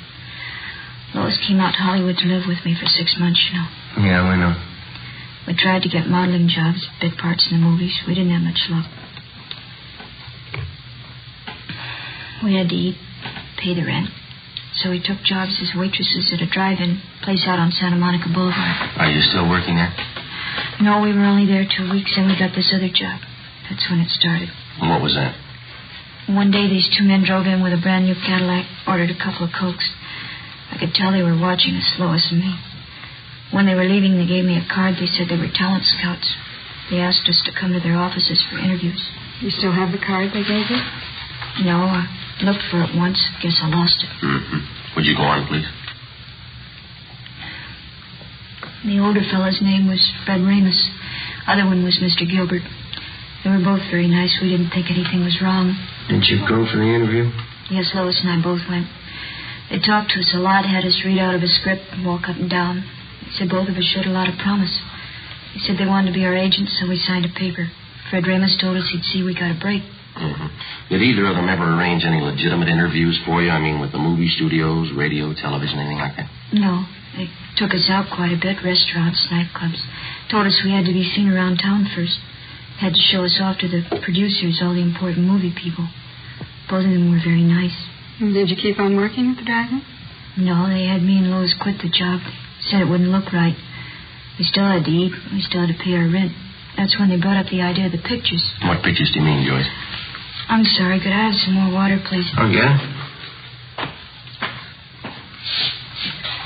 Fred Ramos and Mr. Gilbert took us out to a big nightclub one night. Fred told us that if Lois and I had some good pictures taken of ourselves, he could show them around and get us jobs as models. That is, till we got a break in the movies. Here you are. Thanks. Mm-hmm. Up to that time, how long had you known these two men? About a month and a half. I didn't see anything wrong in it, so Lois and I went to this photographer's studio with Mr. Ramos, and we had our portraits taken. Regular pictures. Oh, excuse me, Joyce. Did both of these men know how old your girls were? We told them the truth. We were both 17. Mm-hmm. And what happened after that? Mr. Ramos came back and said he'd found an advertising agency that wanted to buy pictures of Lois and me. He said we'd get $20 apiece every time we posed. For portraits? No, for posing in bathing suits, pajamas, things like that. They were supposed to be for magazine ads.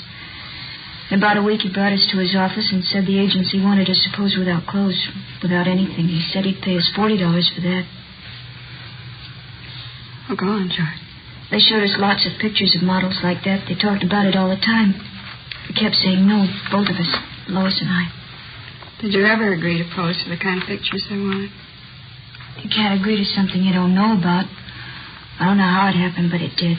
Mr. Gilbert and Fred Ramos, they kept taking us out. We used to drink quite a bit with them. Went on for weeks, I guess. One night there was a big party. We drank. Lois and I got separated. I still don't know what happened. I see. Next morning we both woke up with headaches.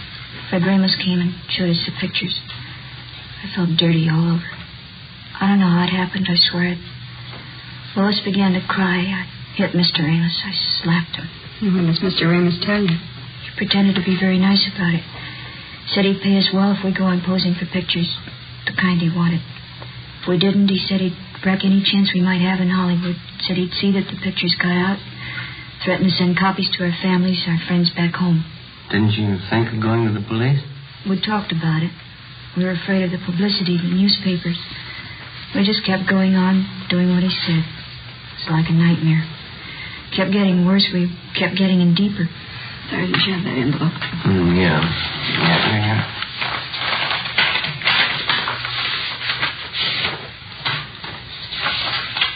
You recognize these pictures, Joyce? Yes.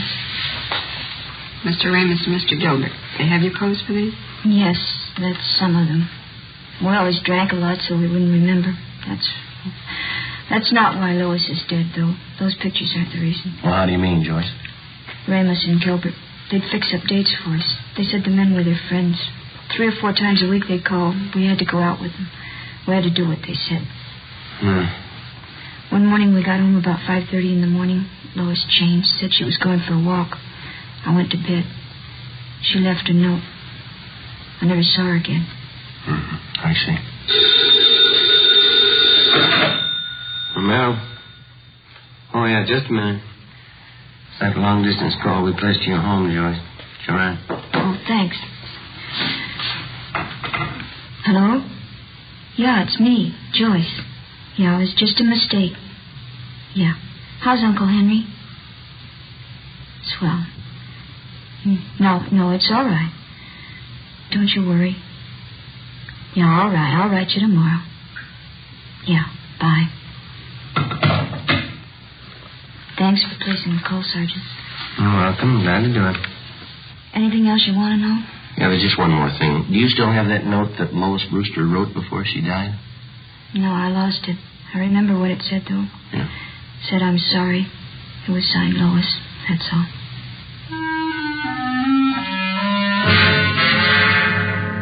Joyce Fowler supplied us with the addresses of Fred Ramos and his partner, Gilbert. She gave us all the names and addresses of all their friends and employees that she knew of. She also pointed out their offices and base of operations. Inspector Bowling ordered an immediate investigation into the background and business activities of both men. Previously convicted wholesalers and distributors of obscene photographs were called back in and re-questioned. We finally completed the missing link in the supply line from the peddler to the producer. 5 former workers for Ramos and Gilbert fingered them as head men controlling the racket. Their offices and studios were raided and their files seized as evidence. On June 18th, Fred Ramos and his partner, Harold Gilbert, were placed under arrest. What's the pitch, Sergeant? What's this all about? I think you know Mr. Ramos.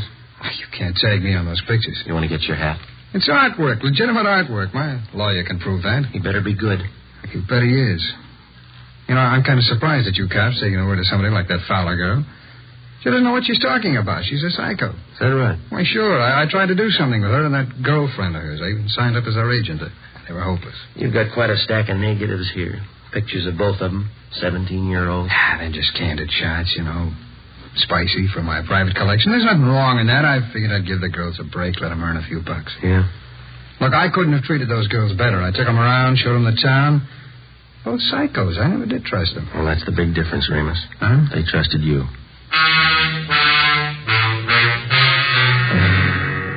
Fred Ramus and Harold Gilbert were brought downtown to Inspector Bowling's office. Joyce Fowler was seated next to the desk. Gilbert was brought in. She identified him. He was taken out and held for booking. All right, bring in the next one. All right, come on.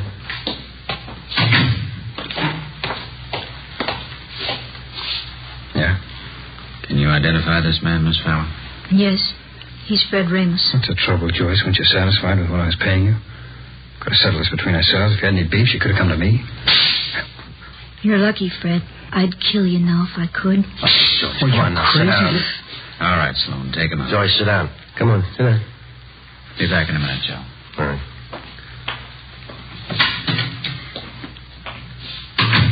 I'm sorry. Doesn't do any good. Are there any more? No, that's about all. You've helped quite a lot. Yeah, I'm glad I could do it. Is that all, Sergeant? Well, for now, yeah. You'll have to testify at the trial. After that, the juvenile court's going to keep in pretty close touch with you. I see. Aren't you going back home, Joyce, to Minnesota? No, it'd be the same old thing. My aunt'd be glad to see me for the first week. Then she'd start all over again, hollering at me, picking. Wouldn't be any use. What are you going to do out here, Joyce, you know? I know a nice fella in Santa Monica. He's going to get me a job at a brand new drive-in. Cute uniforms. But I don't think juvenile court's going to let you take a job like that, Joyce. I hope so. A lot of talent scouts go there. Radio, movie producers. They might notice me. Yeah? Never can tell. Might lead to something.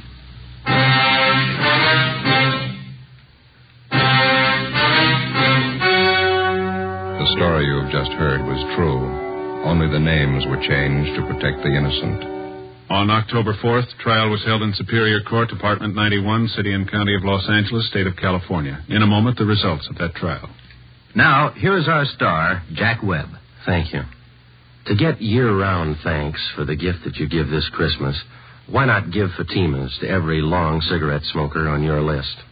Their first pack of extra mild Fatimas will have them convinced, like I am, that in Fatima, the difference is quality. And Christmas Fatimas come in a distinctive royal blue slip-over jacket that makes a perfect gift just as is. Remember, Fatimas now cost the same as other long cigarettes, but in Fatima, the difference is quality. Give Fatimas, the quality king-size cigarette, to every long cigarette smoker.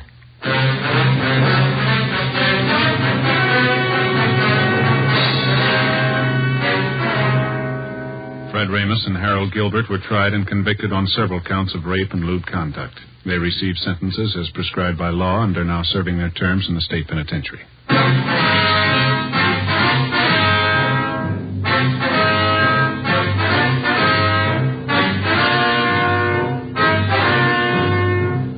You have just heard Dragnet, a series of authentic cases from official files. Technical advice for Dragnet comes from the Office of Chief of Police W.H. Parker, Los Angeles Police Department.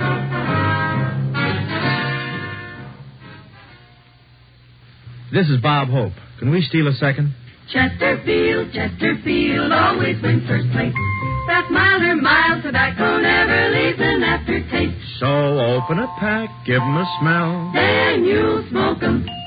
Don't forget to give Crosby for Christmas. I mean the Chesterfield Christmas carton with Bing as Papa Santa Claus. See you Tuesday. Fatima Cigarettes, the best of all long cigarettes, has brought you Dragnet, portions transcribed from Los Angeles. Coming up, We the People with stories of today on NBC.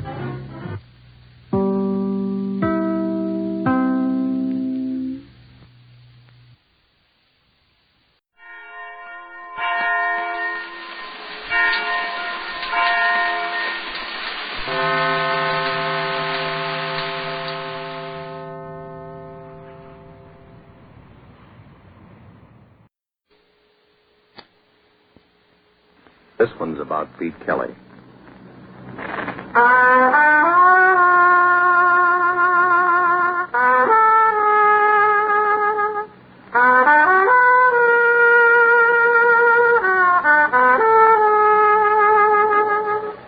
It's about the world he goes around in.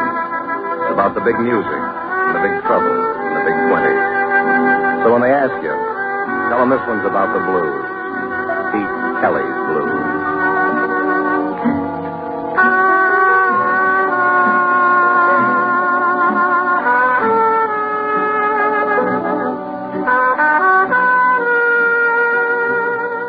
Pete Kelly's Blues, starring Jack Webb, with story by Joe Eisinger and music by Dick Ketner.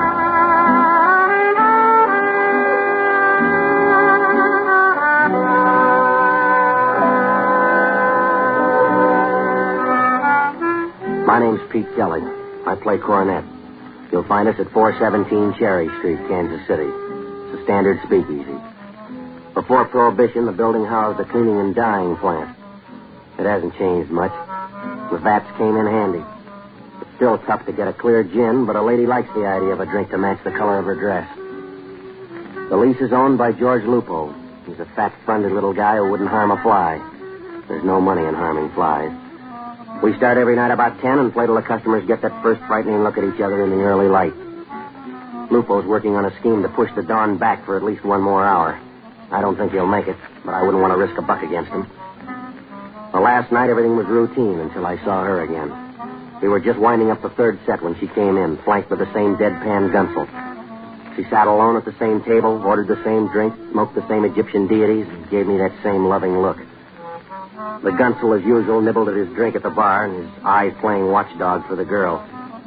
This was the fifth night, 4 nights running, same girl, same gunsel, same routine. Sit for 5 solid hours, drink, smoke, and work me over with her eyes, reach down deep for a sigh, and leave with deadpan right behind her. Well, I didn't like it. I was beginning to taste salt on my tongue. We went into a finish, and the girl looked once at the gunsel. He nodded, left the bar, and started to the stand.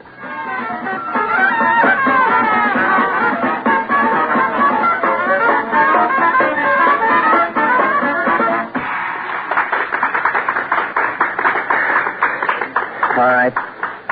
Nick, can you push it a little? It helps when we can hear the beat. All right, don't audition for me. Just do it, huh? Pete. Yeah, Red. That babe's here again. I know. All right, what do we got up next? Working up a head of steam, Pete. Well, she's beginning to make me feel like a wayside shrine. You. Who? You. Me? Yeah. Oh, you got a request? A number you'd like to No, have? I got no request, but the lady, she's got a request. The lady? What's the matter? You don't see the lady? How come you don't see the lady when she's looking right at you? Oh, that lady. Yeah, sure, I see the lady. So why do you make like you don't see the lady when all the time you know the lady's looking right at you? Look, friend, I'm only a poor underpaid employee in this trap. Now, my contract says I'm to play music to please the patrons. I'd be very happy to do anything the lady likes to please the lady. So, all right. So what does she want me to do? So she wants you to have a drink with her. Sure, that'd be an honor. But I'm afraid that Mr. Lupo, he's my boss, you know. George Lupo, the proprietor, he doesn't like his employees to mingle I will with talk to Lupo. He'll like it. Yeah, you could probably make him love it. Come on. I'll be right back, Red. Use some nickels. Right, Petey. Vita, this is Mr. Kelly. Mr. Kelly, this is Vita Brand. Sit down, Mr. Kelly. Yeah, thanks. All right now, Vita? You happy? I'm getting happier by the minute. Sure, you want me to go back to the bar? Sit here, it's more friendly. Hello, Pete. Hello, Miss Brand. Vida. Vita? Do you like my name? Sure, it's beautiful. Vida. I only just got it last week. It'll take a little time to break it in, huh? Let me hear you say it. Vida. Yeah. I like the way you say it. Like you mean it. Yeah, I do. I never meant anything more in my life. That's because you're sincere. I knew you were sincere the first time I looked at you. Remember the first night I came in? Sat here and looked at you. Yeah, well, I'm pretty busy up there, you know. Ain't slept a wink since that night. Well, maybe if you go home and put your mind to it, huh? No use, Pete. I tried. Nothing's any good. Nothing I can do is going to change it. Change what? The way I feel. Sick? Yeah. With what? With love. Oh, poor Vita. Yeah, well, beautiful girl like you, no trouble finding another man. I don't want another man. You don't want another man. I want you. That's what Vita wants, you. I love you, Pete. Yeah, sure. Well, that's the way it ought to be. Everybody love everybody else. It's a better world. Well, I got a number to do. Now, you shut up. The lady is trying to tell you how much she loves you, so pay attention. Yeah. First time I saw you, Pete, hit me like a dum-dum bullet. Well, excuse me. I have to earn $1. Frame it. It's the last one you'll have to earn. All right. Let's do one. What do you got up? Till we meet again. All right. Pete. Yeah, Red. That babe, I got the rumble on her from Lupo. Yeah? Ever hear of a citizen named Bacalides? The 3-for boy. 3 killings for the price of 2. All right, Red. Funnel it down, huh? She belongs to Bacalides. Loser, Petey. Loser. Yeah, you told me what. Now tell me how. Well, let's try one. Let's do it till we meet again. All right, we'll make a slow intro out of the last 8. We'll go back to the top. Nick, you take the first 4 going in. Everybody got it? All right. Let's try it.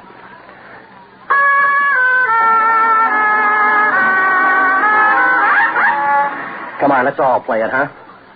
All right, once more. Nervous, Petey? No, I'm not nervous. Now, come on, everybody, once more.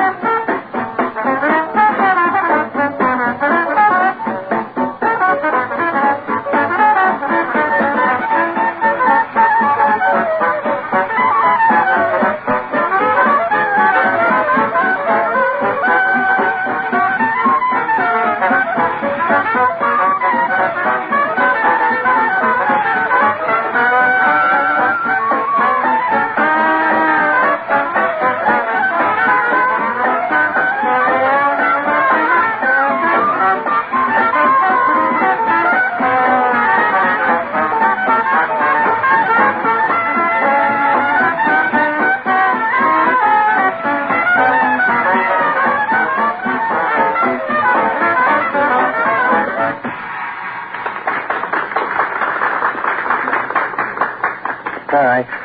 No break. Pete, Gunsel's heading this way again. Yeah, I know. What do we got up next? Bruce, sweet little you, and in addition, one All story. right. Now, look, friend, I got a job to Just do. run it. Let's go. Where? Now, you listen, Buster.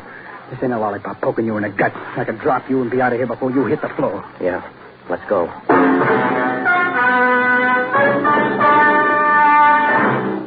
Well, we went outside. The Hispano out in front probably wasn't as long as it looked. We've got fairly short blocks in this part of town. Vita took the wheel. She banked low around the corner, pulled out of a half Immelman, gained a little altitude, and flew blind for downtown Kansas City. Vita glanced at me from the corners of charged eyes. Itch just glanced at me. I leaned my head back and closed my eyes. The Hispano whipped down Main Street, lost altitude as we gained the deserted financial district, made a perfect no-point landing at the side entrance of the Grundy Bank and Savings. Well, we went into the bank through the family entrance. One light was burning, and it hung low over the biggest dice table I ever saw in any bank. The stick man was busier than a flea on a fat lady. He called the plays and called the points, and not one of the 50 torpedoes glanced at us as we climbed a short flight to an upstairs office. 2 men were in the room. One, a shadow dressed in dark clothes, looked through a small window onto the dice game down below. A Tommy gun rested easy across his knees. The other man sat behind a desk no bigger than the loading platform at Union Station. He was counting money. Neat, orderly piles of bills were stacked around him like a well-trimmed hedge. We waited while he finished thumbing a book of 50s. He just held them up to his ear, fanned them once, made a note on a pad by his elbow. Finally, he turned his swivel chair to face us. It was all chin and jaw. He leaned back, made a church steeple with his fingers, drew me a credit manager's smile, and rocked his chair gently to and fro. Well, come in, Mr. Kelly. Sit down. You're among friends. Yeah, thanks. Pete, Permit me to introduce you to this here gentleman here who's very fond of you. Sure, everybody loves me tonight. Oh, he doesn't love you. Only I love you. He's merely very fond of you. I am Baccalidis. Yeah. He's confused. Ain't he cute? Ain't he cute when he's confused? What is your confusion? How much time do you have? I am at your disposal. Well, look, it runs something like this, Mr. Baccalidis. I play cornet, see? At 417, I mind my own business. I try not to poke a thumb in anybody's eye. Well, I noticed this young lady here sitting out front, and tonight she asked me to have a drink with her. Well, naturally, I'm flattered. Yes, but, yes, I know all this, but what is your confusion? Well, it seems that this young lady here has some kind of an idea that she sort of likes me and... Loves you, Mr. Kelly. Yeah, well, loves me, like you say. Well, I don't figure myself for no Rudolph Valentino, so I get an idea that it's a rib, and especially since I know how both of you... Not both. One. Me, I love Vida very much. Oh, darling, you're sweet. Yeah, that's right, for a fact. And when Vida thinks it over, I'm sure There's nothing more to think over, Mr. Kelly. Vida has stopped loving me. All right, I face it. It makes me very unhappy, but I face it. Now she loves you. She wants you. I know how unhappy this can make her. I do not like for Vida to be unhappy, so Vida and me, we talk it over. We decide you will marry Vida. Thank you, darling. You're sweet. There's nothing, Vida. You know how I will do anything to make you happy, anything. All right, now how about doing something to make me a little happy, huh? But I give you Vida. Yeah, well, I pass. You refuse? Oh, Pete, you don't mean that. You have made Vida cry. I do not like to see Vida cry. Tell her you do not mean that. Goodbye, friend. I got a number to do at 417, and it ain't Here Comes the Bride. Yeah. Pick him up. On your feet. You will ask Vida to be your wife. What's the next best offer? Itch, don't hurt him. I won't. All right, Itch. I think Mr. Kelly wants to say something. Yeah. Kelly. Huh? Who am I? Huh? You hear me? Yeah, I hear you. Whiskey. Put him in that chair. Come on, boy. Hold his head back. All right, he is fine now. Yeah. All I need is a few kind words. I will give them to you. Just repeat after me. Vida, I love you. Vida, I love you. Mean it. Vida, I love you. Oh, Pete. Will you marry me? Will you marry me? Oh, darling, of course I will. Congratulations. We drink to it. To the happy bride and groom. Long life. Long life. Long life. Yeah. Now, here's how. Tomorrow afternoon, you and Vida will marry in City Hall. Itch will be best man. Then you go on a nice long honeymoon, drive to Canada in my Hispano, which I give Vida for a wedding present. Look, I got a job here in town, 417 Cherry. Go back to that crib. Tell the boss you quit. Tear up your cornet. I'm loaded, Pete. Loaded. All right. Here's a pound of 50s. Tomorrow morning, you buy some clean clothes, top to bottom, inside and out. You will meet Vida at City Hall, 2 o'clock. Here's a key to the Hispano. Take it. Now kiss Vida good night. Yeah. Good night, Angel. I'll be the happiest bride in the world. Sure. And you'll be the happiest bridegroom. Yeah, or the saddest step.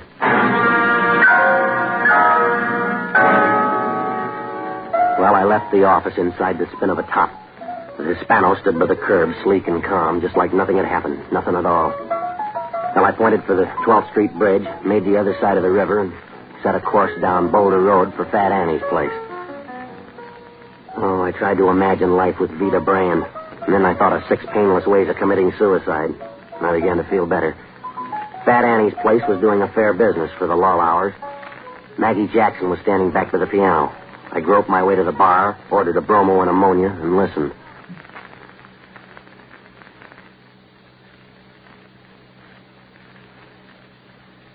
All right, for the wealthy gentleman from Detroit. He needs me. All right, Ray. He needs me. He doesn't know it, but he needs me. And so no matter where he goes, though he doesn't care, he knows I'm there. He needs me. I gotta follow where he leads me, or else he'll never know that I need him. Just as he needs me. Thank you. Thank you. Congratulate me, Maggie. Congratulations. What for? Let's get back here. I want you to be the first to know. In here. Pete, who worked you over? You ever hear of a nail named Vita Brand? Vita? Why, she don't weigh hardly enough to beat the white of an egg. What do you know about her, Maggie? Nothing much for sure. Only she's Bacalides' package, and that makes her a package nobody tampers with. Nobody. Yeah, nobody but me. Not if you love life, you don't. I gotta.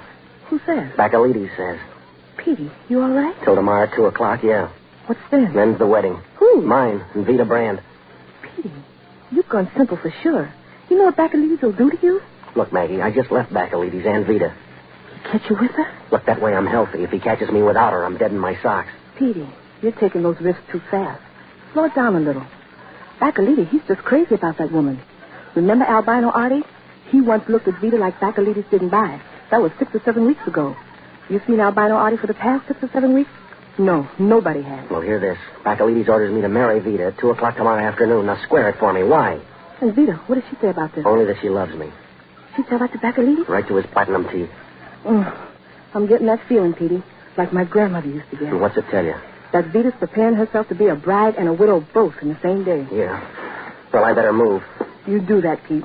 Fast and far. So long, Maggie. I will. And if I were you, I wouldn't stop moving till I heard him speaking foreign languages.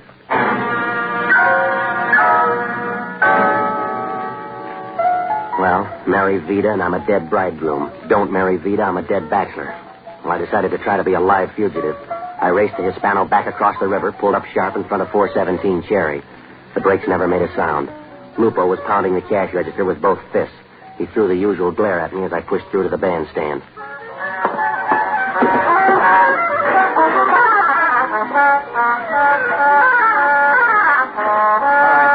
Hold it down, huh? Hold it down. Let's do this one real fine, for me. It's my last time around. Pete? Yeah, Red. You being pushed out? Yeah, it's that or carried out. All right. Let's do Singing the Blues, huh? Everybody ready? Yeah. All right, here we go.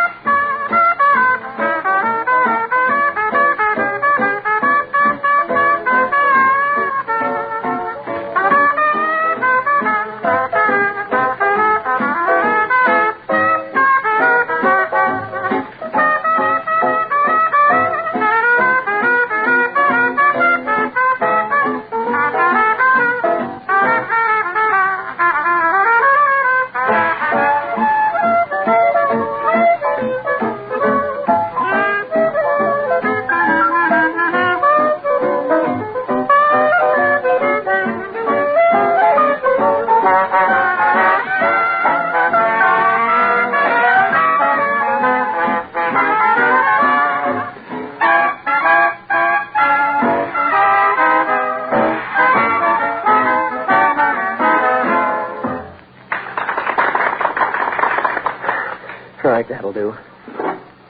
Now, look, boys. I'm not going to be around for a while. A little business I got to take care of. Well, you'll hear from me, so just keep at it right here until... Red? Yeah, Pete? In the alley, huh?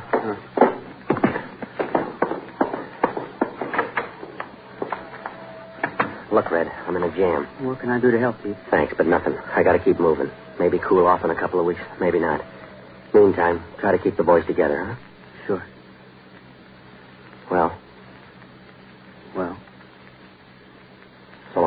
Take care of yourself. Do you need a couple of bucks, Erskine? Anything? No, I'm fine. I'll see you.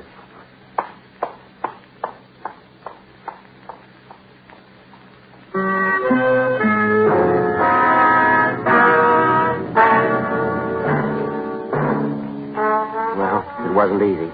I was going to miss the boys. I missed Red already. No, it wasn't easy. But there was only one exit.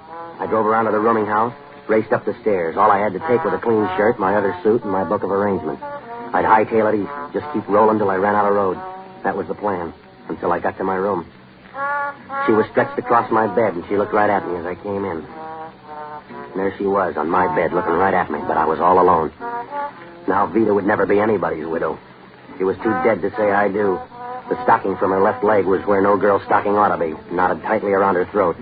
Well, I tiptoed back to the door, as though she was a light sleeper. I closed the door very gently behind me, and then I raced down the 3 flights into the street, into the Hispano, and into high speed. There was no lambing out of this one. You just don't hit the road in a car belonging to the stiff you leave behind. For such violations, the law is strict. Also, Bacalides. Well, I pulled up hard in front of Sour Sammy's joint. This time, the brakes cried. Barney Ricketts was sitting at his usual table in his usual state, boiled and loud. Barney's the only ex-bootlegger in the country who went broke in 1922. He says he did that to aggravate a couple of prohibition agents he hated. Well, Barney saw me come in and waved me over to his table. Ah, Pete Kelly. Welcome, Petey, and have a drink. Look, Barney, I'm up to my eyes. Nonsense, Petey. You haven't even opened them yet. Ah, here we are. A drink for you and a drink for me. Now, listen, Barney, I'm in trouble. Petey, I have suddenly become oppressed by the state of the world.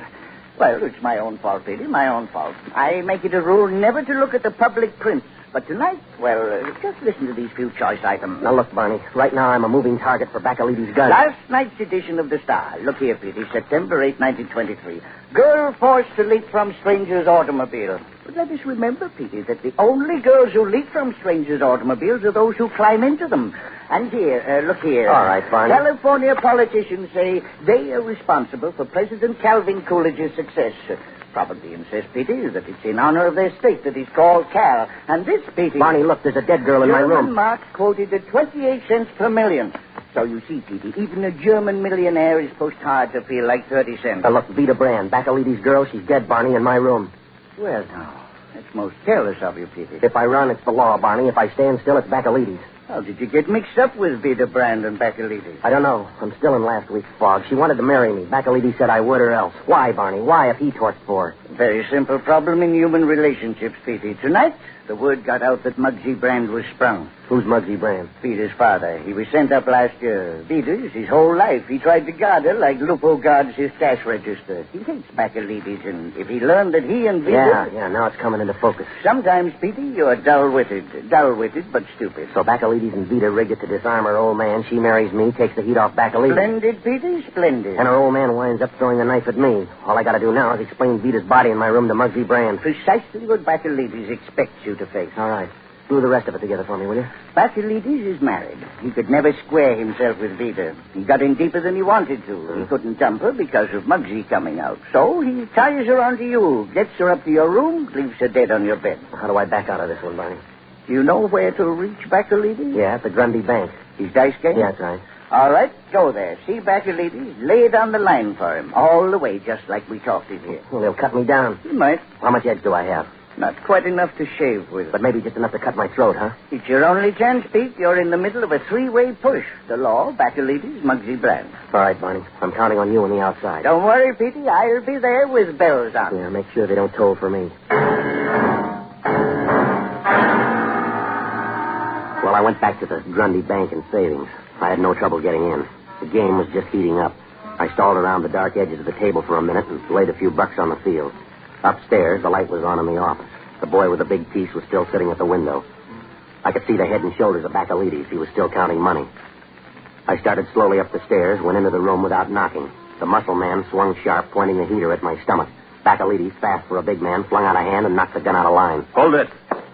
Next time knock, or you pick up a lot of weight. Yeah, there a silk stocking around my neck? No, for you a knife. From the fingers of the best shiv man in the country. Muggsy Brand? Don't try to run, Kelly. He likes a moving target. Just go to him. Tell him his daughter is in your bed, a stocking around her throat. Tell him you don't understand any of it. He will be very sympathetic. Well, that's nice, Mr. Baccaliti. You set it up real nice. Smart, huh? Sure, you persuade Vita to buzz it around that I'm number one. Everything fixed for her father's ears. Even get her to help you push her across by going up to my room. You tell a good story, friend. Maybe too good. Oh, put that rod down, Baccaliti, before you drop it and break your toe. Maxie, take him downstairs. Come back alone. Petey, look out. Get down. Muggsy. Barney, you all right? Shell shock. Muggsy Brand? Yes, Pete. I knew where he was. All he heard was Baccaliti's. Kelly. Yeah, Muggsy. Baccaliti's. I got him? He was between the guns. Not much left of him. Or his trigger man. Or me. Now listen. You might poke. Money. Take it. My kid could burial. Easy, Muggsy, huh? She was only a kid. Maybe if she met a guy like... He's gone, Pete. Yeah. What do you mean, Pete? A guy like who? Who knows, Barney? Who knows?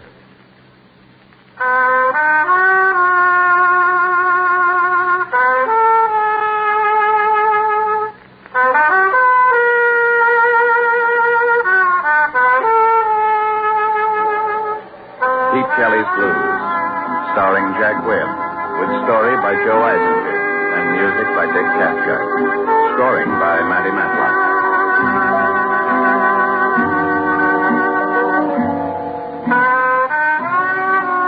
The music of Pete Kelly's Big Seven and Maggie Jackson is now available on phonograph records.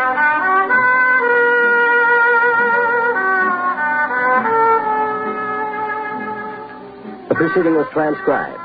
It's the Silver Jubilee on NBC.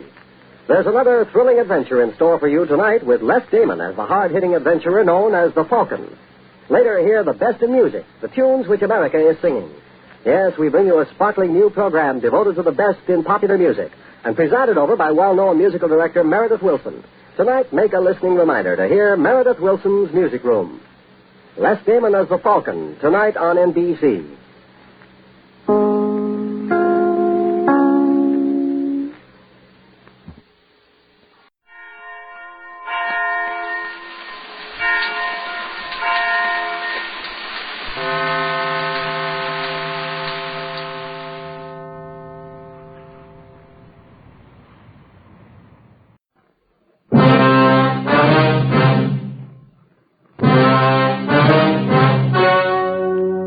The story you're about to hear is true. Only the names have been changed to protect the innocent. Fatima Cigarettes, best of all long cigarettes, brings you Dragnet.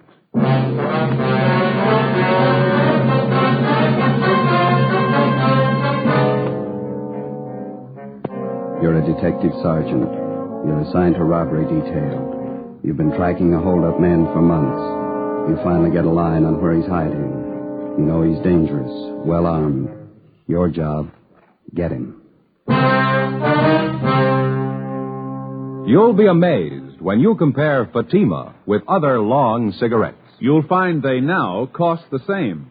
But in Fatima, the difference is quality. You see, Fatima is the quality king-size cigarette because it contains the finest Turkish and domestic tobaccos superbly blended.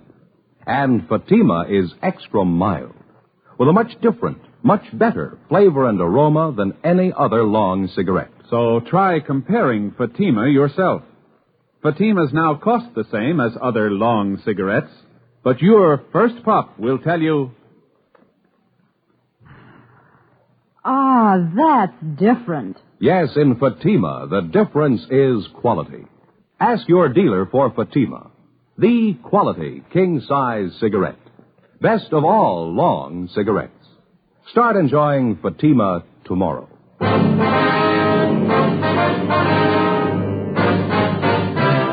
Dragnet, the documented drama of an actual crime.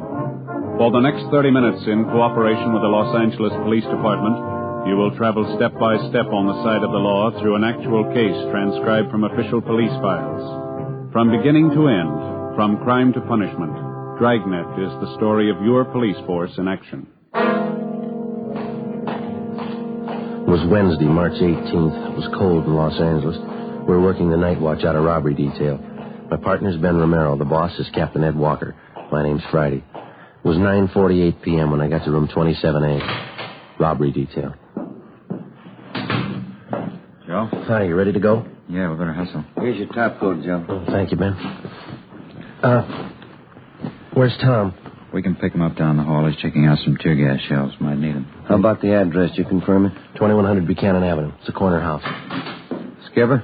You know what to expect when you get out there. Don't take any chances. He's alone in the house, that right? Supposed to be, yeah. That won't give you much of a break. How do you mean? He's heavy on guns. 2 revolvers and a hunting rifle. Yeah. He's not shy about using them. Don't forget it. Right, Ed. Slats, Ben? Let's go. Okay. It's been a long haul. Yeah, I hope this washes it up. Hunting rifle, couple of revolvers. What do you think, Joe? Well, 18 robberies in 3 months. You know the guy as well as I do. Yeah. What's your guess?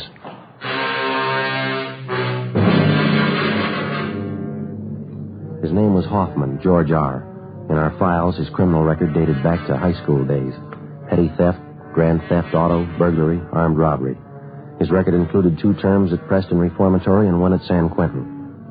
Hoffman's latest campaign was a 3-month run of armed robberies. We tried everything we knew to stop him, but it wasn't enough. We'd failed to get a line on him until one of Captain Walker's informants came up with a tip that Hoffman had been hiding out for the past month in a small bungalow on the corner of Buchanan Avenue and Selma Street. According to the information, the suspect had a good supply of food, ammunition, and 3 guns. 10:15 p.m., together with Sergeants Tom Gaffney and Slats Henry, Ben and I parked our car down the street and started toward the house. It was foggy. The street was poorly lighted. As we approached the house, we could see a light burning in one of the rooms at the rear of the bungalow.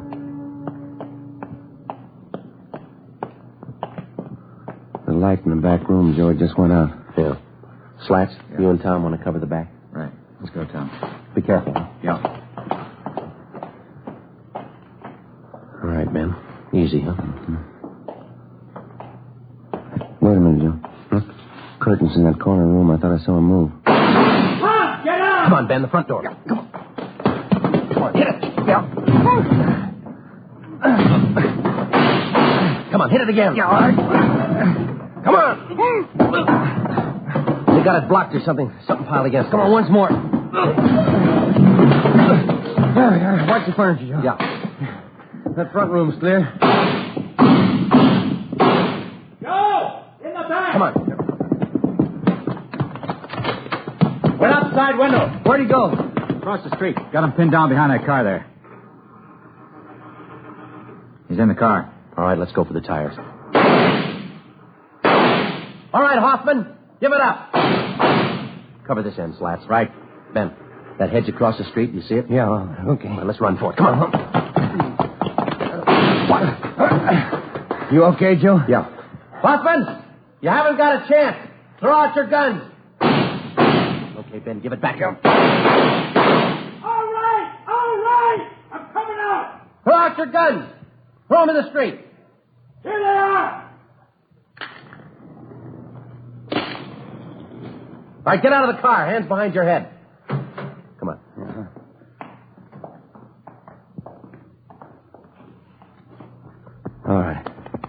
All right, hands behind your back now. Slats. Yeah? You want to get our car? Right, Joe. Who told you? Who gave you the tip? Does it matter? I made it easy enough for you. Lousy car wouldn't start. I'd be 3 miles away if it would have started. Better call the tow truck, huh, Joe? Let me give it a look, huh?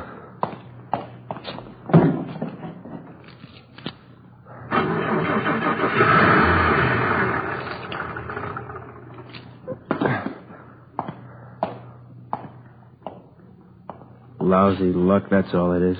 What was wrong with it, Joe? I tried it. It wouldn't start for me. You should have turned on the ignition. George Hoffman was taken downtown and booked on suspicion of robbery. At a special show-up, he was identified by more than a dozen of his robbery victims. Between his arraignments and his preliminary hearings, we worked together with the district attorney's office in lining up witnesses and preparing the evidence against the suspect. We figured we had an airtight case. Hoffman's trial in Superior Court was set for May 14th.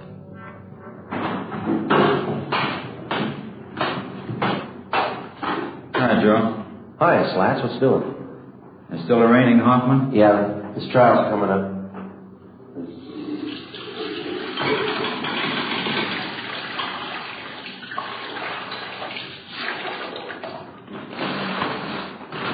Hey, what happened to your eye?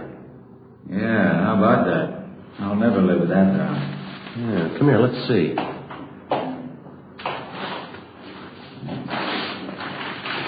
First real black eye I ever had. Had 'em bruised plenty. They hurt, you know. Yeah, how'd that happen? Well, every week Gaffney and I go up to the neighborhood boys club after work to help coach the kids at sports, you know. Mm-hmm. Well, last week we had boxing lessons. Yeah. I was coaching this one youngster. He turned out to be a lot quicker than I thought.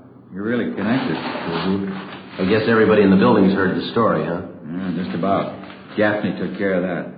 Captain called me in this morning, asked me if I wanted to file assault charges against the kid. Some joke. Mm-hmm. Never fails. You still coaching the kids up there? No, not this week. Kids are supposed to get lessons in wrestling. I'm not taking any chances. Yeah? They've been watching television for months. I'll see you later, man. Yeah. Okay. Oh, that's nice. Hi, Ben. How you doing? Pretty good. Put your coat on, Joe. Yeah? What's the matter? George Hoffman. Yeah? He just broke jail. The morning of his escape, Hoffman was scheduled to appear in Superior Court for arraignment. According to routine, he was taken from his county jail cell on the 12th floor of the Hall of Justice and escorted to the jail shower room on the 14th floor. There he was to take a bath, change to his civilian clothes for his appearance in court. While he was in the shower room, he turned on the hot water faucets, filling the room with steam to hide his actions from the guard. He succeeded in forcing his way out through one of the windows, climbed up one story to the roof. Realizing that he couldn't escape down through the building, he lowered himself over the ledge of the roof and, using the narrow crevices between the bricks to hold on, he climbed 7 stories down the outside of the building. At the 8th floor, he found an open window and got inside. He slugged the bailiff, who tried to stop him, and then ran down the remaining flights of stairs into the street and disappeared in the crowd. 20 minutes later, he robbed a dentist's office at 3rd and Los Angeles Streets and got away. Police and sheriff's deputies covered the city for him. Ben and I were among them. 11:55 p.m. We checked back in with Captain Ed Walker.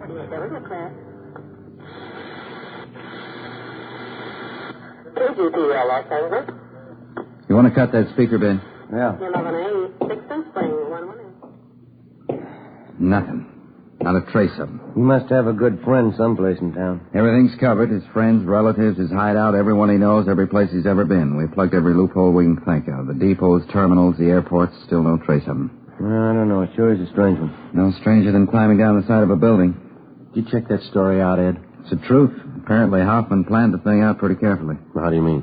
The sheriff's men talked to some of the prisoners in the jail. They said Hoffman was practicing for it since the day we put him in there. He'd work out 5 to 6 hours every night, building up his hands and fingers. How'd he do that? Use the upper bunk in his cell, hang from the edge of it with the tips of his fingers. He'd do it for hours, pulling his body up and down. Made little grooves in the wall, dug his fingertips into them. Prisoners say he got so he could hold himself up like that 10 minutes at a stretch. Yeah, that's pretty amazing. How about the bailiff he slugged? He'll be all right. A couple of bad bumps on the head, that's all. Robbery, Walker. Oh, yeah, Little John. I sent them out about 10 minutes ago to relieve you. Yeah, they ought to be there pretty soon. Right.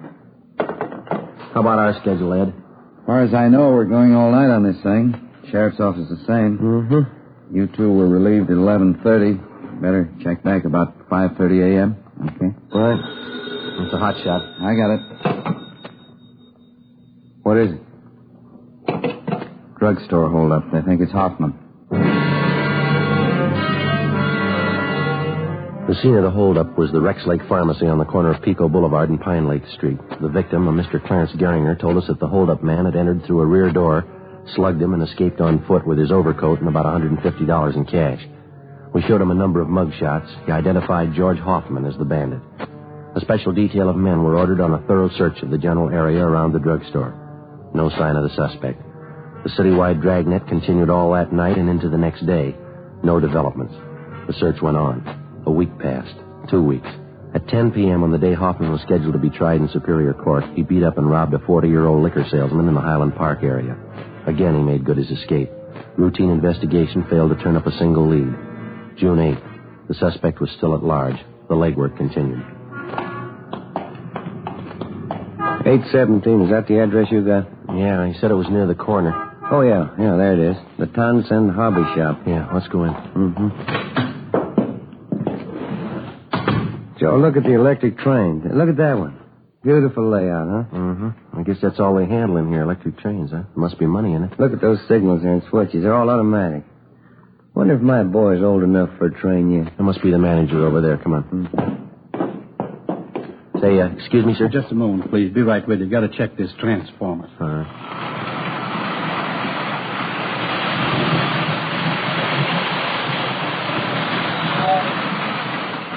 Uh-huh.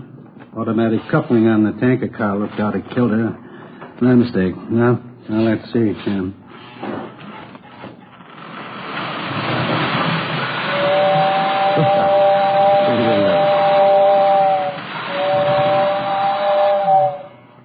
Yes, she's a dandy, isn't she? Oh, yeah.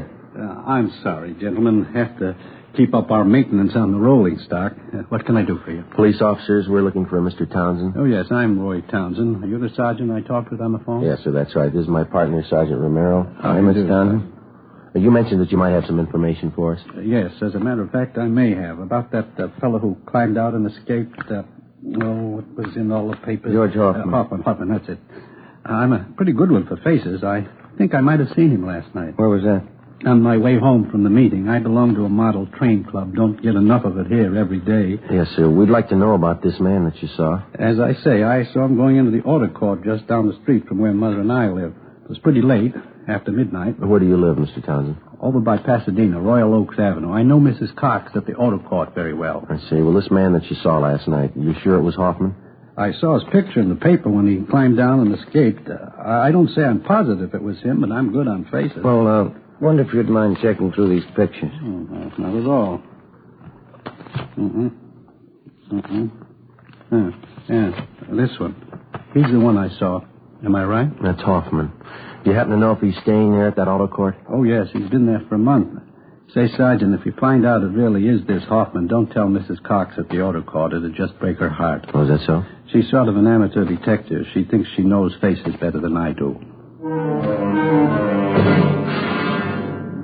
After we left the train shop, we called the office and filled them in. Captain Walker called Pasadena and notified them.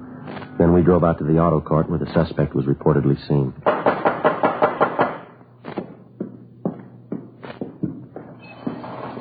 Yes, you want something? Yeah, are you Mrs. Cox? Yes, I'm the manager here. If you want lodgings, we're filled up. You might try the Golden Eagle straight down the street there. Police officers, Miss Cox. Do you have a Mr. Hoffman staying here? Hoffman? No, I don't. Got a Hoffmeyer, though. You sure that's not it? Well, would you look at this picture, ma'am? Recognize it? Yes, but his name's not Hoffman. It's Kane. Number 23. He's not in, though. Left this morning. Oh, is that so? Yes, won't be back for another hour.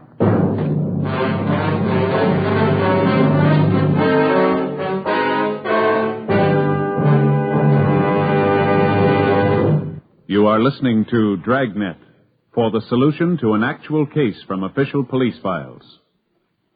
Now, here's a real solution to many of your Christmas shopping problems. If your friends smoke long cigarettes, give the best of long cigarettes. Give king-size Fatima. You see, Fatimas now cost the same as other long cigarettes, but in Fatima, the difference is quality. Quality of tobaccos. The finest Turkish and domestic varieties, extra mild and superbly blended, to give smokers a much different, much better flavor and aroma than any other long cigarette. Quality of manufacture. Smooth, plump cigarettes, rolled in the finest paper money can buy. Quality, even to the appearance of the distinctive royal blue Fatima gift carton. Christmas wrapped and carefully sealed to ensure Fatima's rich, fresh, extra mild flavor. Remember, Fatimas now cost the same as other long cigarettes, but in Fatima, the difference is quality. So this Christmas, give your friends the best. Give Fatima, the quality king-size cigarette. Best of all long cigarettes.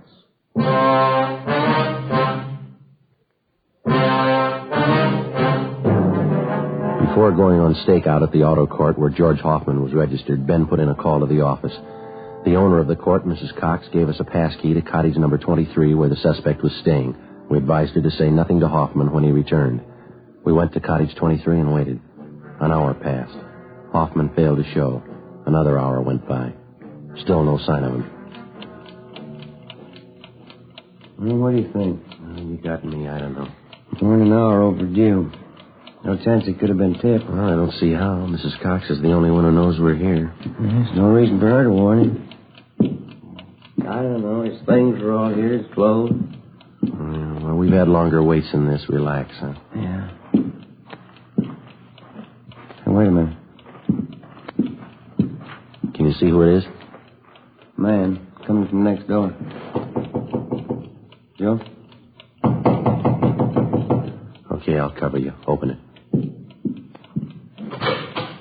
Oh, your new telephone directory? Oh, yeah, thanks. Anything wrong? No, there's nothing wrong, thanks. New phone book. Yeah. We waited another hour. George Hoffman still had failed to appear. At 4 that afternoon, we checked with the office. No word. At 5:30, we were still waiting. I was just thinking, Joe. Yeah? That fellow Townsend in the train shop. That sure must be a dandy hobby, electric train. Yeah, it runs into money, though, doesn't it? Well, I think I'll talk to the wife about it. Their education, you know. My boy sure get a kick out of having his own train. He's pretty young, isn't he? 3 years old? Well, I could show him how to work it, put things together for him. I'll get it. All right. Yeah? Oh, yeah, Lightning. When? Okay, thanks. What's doing? Skipper just got a call from Pasadena. Yeah? They picked up Hoffman 10 minutes ago.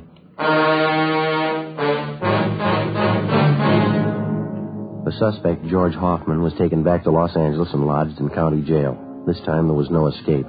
At his Superior Court trial on August 16th, he was convicted on several counts of armed robbery and sentenced to the state penitentiary. From August to January of the following year, the months went fast. We washed up a string of liquor store holdups just before Christmas, got 2 days off. My Uncle George and Aunt Allen came down from Renton, Washington to visit with my mother during the holidays. In January, Ben was off work for a week with a bad dose of flu. Another 5 months went by. Toward the end of June, we got word that George Hoffman was no longer at the state penitentiary. After serving 11 months, the former holdup man had been paroled into the Army with the provision that he serve overseas. Another 3 weeks passed. July 12th, Tuesday, Ben and I had lunch at Koken's Cafe and checked back in at the office. I wish Koken would change his menus a little oftener. Fried beans and pastrami sandwiches. Seems to have the same thing every time. Well, you sure dug into them. I got the idea that you'll like them. Like them all right. I just eat too much, that's all. 3 sandwiches, 2 plates of beans. No wonder I never ate dinner. Dan? Joe? Yeah. You two back from lunch? I want to grab a sandwich. Yeah, go ahead, Slats. We can cover. Okay, thanks. Say, there's somebody waiting in the next room for you. Wants to see you. Okay, see you later. Right. Want to see who it is, Joe? I'll check the book. Yeah, all right, fine. Yes, sir. My name's Friday. You want to see me? Yeah, that's right, Sergeant. Remember me? George Hoffman? Oh, yeah, Hoffman. The Army uniform there. I didn't recognize you. Yeah, I thought it might fool you. I guess you heard about me. Good break, huh? I'm glad you feel that way. How you doing with the Army, huh? Pretty good. I like it. That's fine. Just thought I'd drop up and see you fellas. You still that partner you had? What's his name? Rodriguez? Romero. Yeah, we still work together. Yeah, Romero. I knew it was some kind of name like that. Yeah, well, come on in, Hoffman. Oh, thanks. Hey, Ben. George Hoffman here. He stopped in to see us. Oh, yeah. Hi.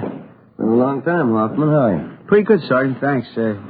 Just thought I'd stop by, you know. Sure there's no hard feelings? Oh, sure thing. You got any idea when you're going overseas? Boys in my outfit figure day after tomorrow. That's kind of one reason why I dropped in to see you. Well, how's that? Well, I know it's pretty nervy, but I got lots of that. You see, a bunch of us are on leave till tomorrow noon. Figured we'd go out tonight, and I'm a little short. You know how the Army pays. Okay, well, how about a couple of bucks, George? Will that do you any good? Yeah. Sure as swell you, Sergeant. Believe me, I'll see you get it back. Well, here's a couple more, Hoffman. Might help out. Well, it's no use telling you how much I appreciate it. I give you my word I won't forget it. I'm going to pay this money back to you. Oh, forget it, George. We're glad to help you out. Well, thanks again for the touch, huh? Sure nice of you. Okay. Now, drop a card if you get a chance. Like to hear how you're doing over there. Sure thing. See you later, huh? Right. Good luck to you, boy. Well, looks like a turn for the better anyway, huh? Mm-hmm. But it was my last $2, doggone it. It never failed. Well, we had to give him something. Yeah, but what do I do for lunch money tomorrow?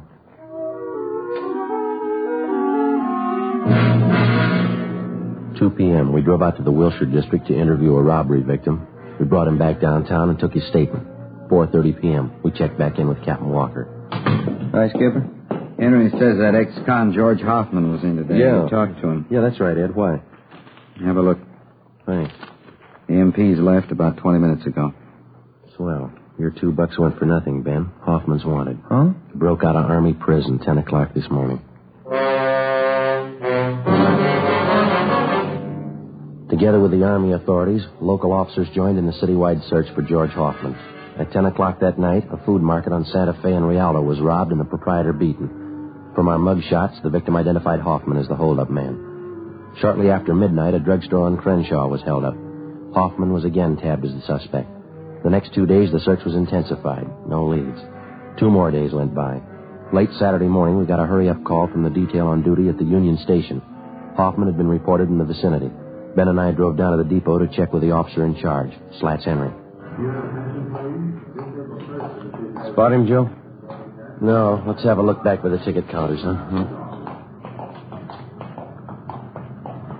Yeah, there he is over by the phone booth. Come on. Hi, Slats. Hi. Looks pretty good. What's the story? One of the newsboys up the street gave us a tip. About an hour ago, a guy gave him $1 to come down here and buy a ticket for him. Ticket to Phoenix. Yeah? Kid came in, bought the ticket, went back up the street and gave it to the man. Mm-hmm. We showed the kid a bunch of mug shots. He picked out Hoffman's. Yeah, he's not wearing his Army uniform, huh? No, brown suit, dark blue overcoat, no hat. That's what the kid told us. Any idea which train he was taking for Phoenix? Not exactly. He asked when the first train for Phoenix was. The newsboy told him 3:35. Mm-hmm. 10 minutes to 12 now. You got enough men to handle it, Slats? Everything's covered. Only one thing lacking. Yeah? Hoffman. Well, the stakeout continued on the Union Station. Ben and I, together with Gaffney and Henry from robbery, covered the bars, restaurants, and hotels in the immediate area for a sign of the suspect. 2:30 p.m. What do you think? Well, we better head back down for the station, see what's doing, huh? Yeah, okay. I'd like to have a dime for every mile we've logged on this case. Yeah.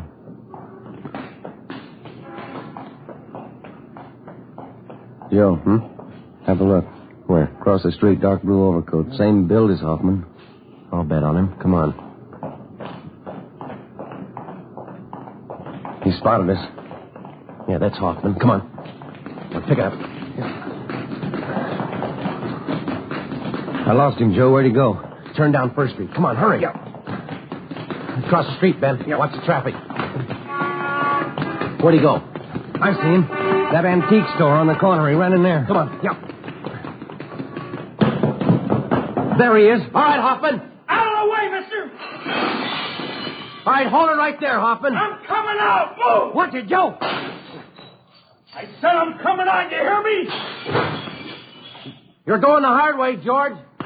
Come on, drop it, drop it!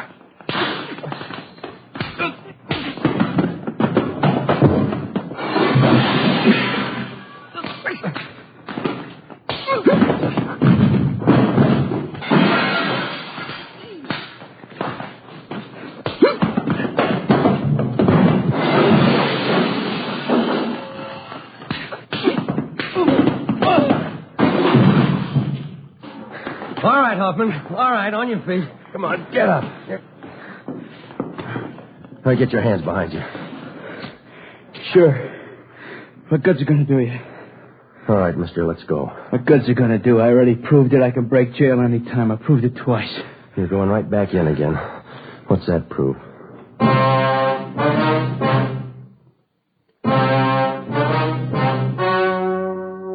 The story you have just heard was true. Only the names were changed to protect the innocent. On October 8th, trial was held in Superior Court, Department 89, City and County of Los Angeles, State of California. In a moment, the results of that trial. Now, here is our star, Jack Webb. Thank you. To get year-round thanks for the gift you give this Christmas, give Fatimas to every long cigarette smoker on your list. Their first pack of extra mild Fatimas will have them convinced, like I am, that in Fatima the difference is quality. And Christmas Fatimas come in a distinctive royal blue slip-over jacket that makes a perfect gift just as is. Remember, Fatimas now cost the same as other long cigarettes, but in Fatima the difference is quality. Give Fatimas, the quality king-size cigarette, to every long cigarette smoker.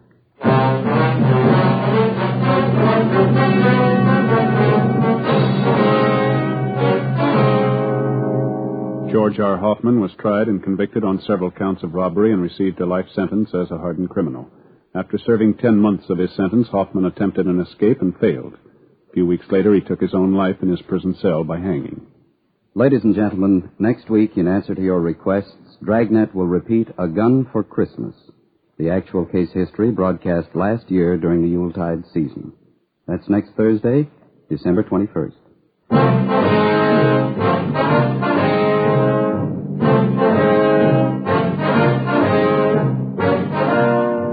You have just heard Dragnet, a series of authentic cases from official files. Technical advice for Dragnet comes from the Office of Chief of Police W.H. Parker, Los Angeles Police Department.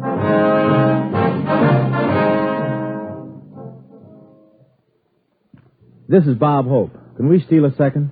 Chesterfield, always wins first place. That milder, mild tobacco never leaves an aftertaste. So open a pack, give 'em a smell. Then you smoke 'em.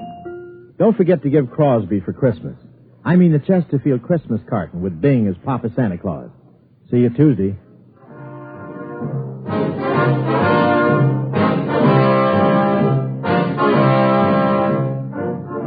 Fatima Cigarettes, the best of all long cigarettes, has brought you Dragnet, portions transcribed from Los Angeles.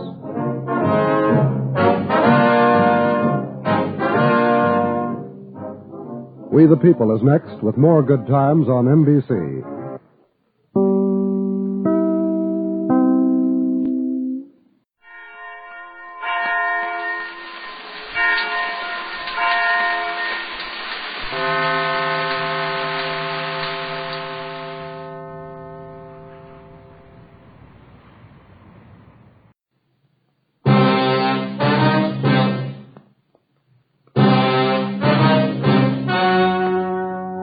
The story you're about to hear is true. Only the names have been changed to protect the innocent. Fatima Cigarettes, best of all long cigarettes, brings you Dragnet.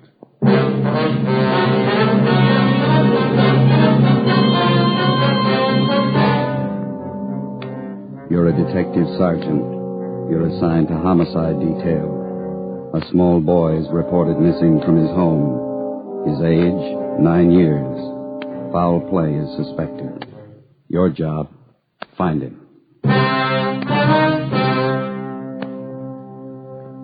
You'll be amazed when you compare Fatima with other long cigarettes. You'll find they now cost the same. Difference is quality. You see, Fatima is the quality king-size cigarette because it contains the finest Turkish and domestic tobaccos superbly blended. And Fatima is extra mild, with a much different, much better flavor and aroma than any other long cigarette. So try comparing Fatima yourself. Fatimas now cost the same as other long cigarettes, but your first puff will tell you... Ah, that's different. Yes, in Fatima, the difference is quality. Ask your dealer for Fatima, the quality king-size cigarette. Best of all long cigarettes.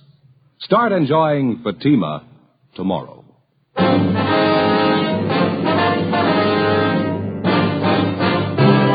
Dragnet, the documented drama of an actual crime. For the next 30 minutes, in cooperation with the Los Angeles Police Department, you will travel step by step on the side of the law through an actual case transcribed from official police files. From beginning to end, from crime to punishment, Dragnet is the story of your police force in action. It was Thursday, December 22nd. It was cold in Los Angeles. We were working the night watch out of homicide. My partner's Ben Romero. The boss is Thad Brown, chief of detectives. My name's Friday. I was on the way into work, and it was 3:55 p.m. when I got to room 42. Homicide. Hi, Joe. Ben? Well, here's the file on the Webster case. Have all the follow-ups been made? Yeah. I get it. Homicide, Friday. This Levinson, Unit 113J. Got something for you. Yeah, Harry, what's doing? Doherty and I are out here on Commerce Avenue, 4656, trying to track down a 9-year-old boy. Yeah, what's the story? The kid's missing, suspicion of foul play. How long's he been gone? About 2 hours. Looks like a job for homicide. How'd he figure? The kid was last seen playing in the backyard of his home. Yeah? We checked over the yard. Did you find anything? Bloodstains, lots of them. They look new. Ben and I left a message for Chief of Detectives Thad Brown. Then we went over to the crime lab, picked up Lieutenant Lee Jones, and drove out the Arroyo Seco Freeway to Collis Avenue. It was an average neighborhood. Number 4656 was a one-story green stucco residence situated on the corner of Collis Avenue and Harrison Drive. Beyond the backyard was a tract of undeveloped land covered with scrub oak. Harry Levinson from Highland Park Juvenile was waiting for us in front of the house. It's back this way, fellas. Coming, Lee? Till I get my bag. Who notified you that the boy was missing, Harry? The mother said she went out to do some Christmas shopping about 11 this morning, left the boy home. Mm-hmm. She came back about 2 this afternoon. He was gone. What's the name? Johnstone. The kid's name is Stanley, 9 years old. Mm-hmm. Was this gate open like this when you got here? Yeah, I haven't touched a thing. I hear the stains over here, Lieutenant Jones, along the edge of the walk. See? Yeah. Let me see. Yeah, quite a few stains, huh? Yeah. Looks like it might be blood. Try some benzodine on them.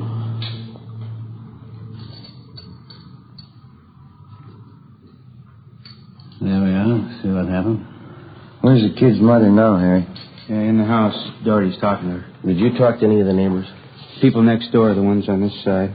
They couldn't tell us anything. There it is, fellas. Yeah, Lee. These spots I covered with benzodine, they're turning blue. Bloodstains, all right. You can't say definitely whether it's human or animal blood. Mm-hmm. Did you have to go back to the lab to run it through? Yeah, biological precipitant test. Hand me one of those glass files from my bag, will you? Yeah, sure. Okay, here you go. Thanks. Scrape some flakes off for a test. There we are. How soon can you tap the blood for us, Lee? Precipitant test won't run more than 20 minutes. It'll take 3 or 4 hours to run a blood grouping, though. That's it. Anything else you want to check? Levinson? Anything else? Oh, yeah, right here in my handkerchief. Empty shell. That marker over there by the rose bush? That's where I found it. From a 22, huh? Yeah, might tie in, might not. Mark it and dump it in this envelope, will you? Mm-hmm.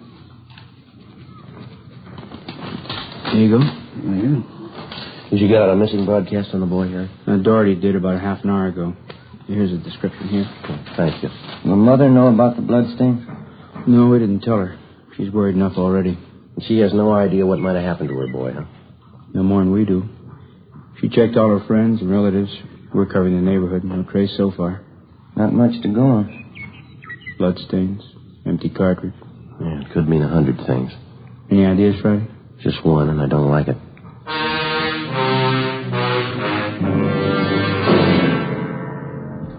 .4:30 p.m. Thursday, December 22nd. The neighborhood search for 9-year-old Stanley Johnstone continued. Lee Jones went back to the crime lab to start the precipitant test and the blood grouping.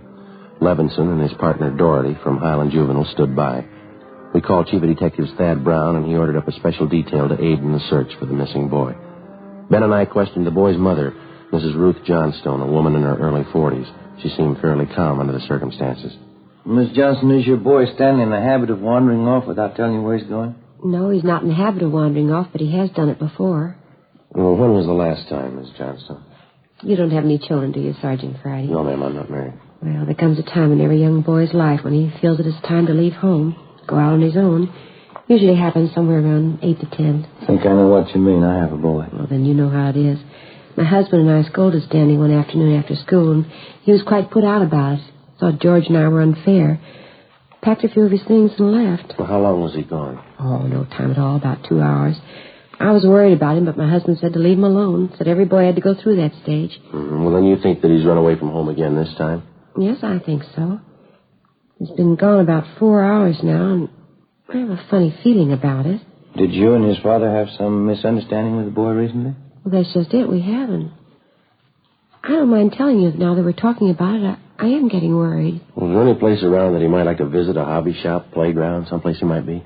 Yes, there's Jensen's model shop, Little Shannon Burroughs, but I've already called there, and he hasn't been seen all day. I've called all his friends, and they have no idea where he is either. Well, we'd like a list of all of his friends and the places that he was known to frequent. Yes, all right, I'll give them to you.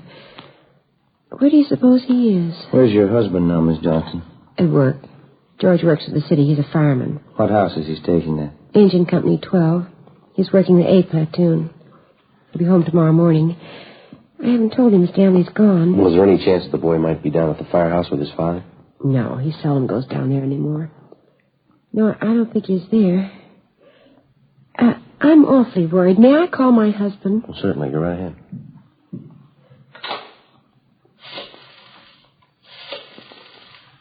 I know George will be worried. Engine Company 12, please. Stanley's been gone too long. Hello? May I please speak with George Johnstone? This is Mrs. Johnstone. Thank you. Oh, I hate to call George at his work. Yes, ma'am. Does your husband own a gun? Yes, he does. What caliber, do you know? Well, it's a .45 automatic. He got a knife. George? This is Ruth. George, is Stanley down there with you by any chance?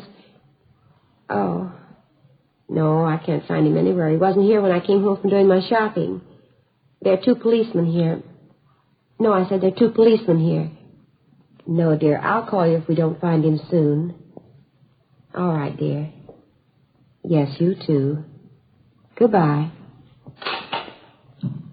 I didn't think he'd be with George. A .45, is that the only gun in the household? Yes. Why are you asking about guns? Has anything happened that you're not telling me about? No, ma'am, just routine checking. We'll have to take a look at that .45 if you don't mind. Maybe I should tell you we do have another gun in the house, but it's all wrapped up. George bought it for Stanley's Christmas present. What if we could see it, please? Yes, well, will you have to unwrap it? Yes, ma'am, I'm afraid so. It's in the closet. I think I can reach it. They had to hide it. Let me see. Well, here's the paper it was wrapped in. Stanley must have found it. It's gone. You see, here's the gift card and the box the gun came in, the rifle. I wonder if I could look at that box, ma'am. Thanks. How about it, Joe? .22 caliber. Thursday, December 22nd, 5:15 p.m. It was getting dark. The search for the missing boy continued. We checked the list of Stanley Johnstone's friends. None of them or their parents had any idea of his whereabouts. We talked with Levinson again. He'd been in touch with the detail combing the neighborhood. They'd found nothing.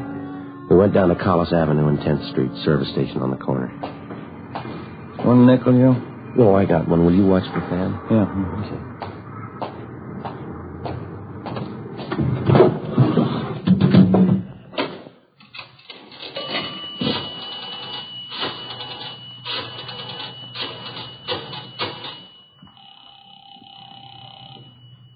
City Hall? 2667, please. 2667?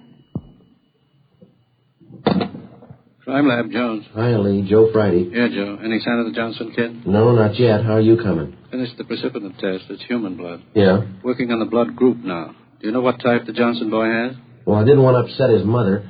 Thought I'd wait till the last thing. We're in the neighborhood. Check with the family physician. That way you won't disturb her. Yeah, I figured on that. Just a minute, Lee. Yeah. Yeah, man. Boss just pulled up. Okay. Thad Brown's out here now. I'll check you later, Lee, huh? All right, Joe. Right, bye. All right. Oh, here's what, Jim. Gentlemen, how's it going? We just checked with Lee Jones. Yeah, I know. It's human blood. What do you think? We talked with the boy's mother, Mrs. Johnstone, found a gun missing. Yeah? Caliber's the same as the empty casing Levinson found. It's .22. You said the gun was missing? Yeah, the Johnstones were going to give it to the boys as a Christmas present. They had it hidden, but it's gone. Any idea who took it? Well, they left the Christmas wrapping behind. I think it was the kid. .22 rifle, huh? 9-year-old boy. When are they going to learn? First, it's carbide cannons on the 4th of July. The city issued ordinance after ordinance. A few thousand kids around the country had to lose their eyes, fingers, hands before their parents would give us their full cooperation to outlaw them. I know what you mean. Sure you do. You and every other cop in the country became the heavies trying to clamp down on them. It's always the same story. This time it's guns for Christmas. Well, I know what you're thinking, but we're not sure yet. Listen, Friday. There's a city ordinance against giving a gun to a kid. You know that. Yeah, I know that. There's a missing boy and a missing gun. There's blood on the ground and an empty shell. That's enough for me. Well, we're going to stay with it. Something's got to break. Yeah? I hope it's not the hearts of that kid's parents. Hi, Chief. Been looking for you, Friday. What do you got, Harry? Found the gun. New .22 rifle. I'd say it's been fired recently. Where'd you find it, Levinson? Back up there in that scrub oak behind the Johnstone house. Mrs. Johnstone identified it. Buckley took it down to the crime lab. Thanks, Harry. Miss Johnstone okay? Pretty sick now. Doherty came up with something else. What's that? There's another one missing. An 8-year-old boy.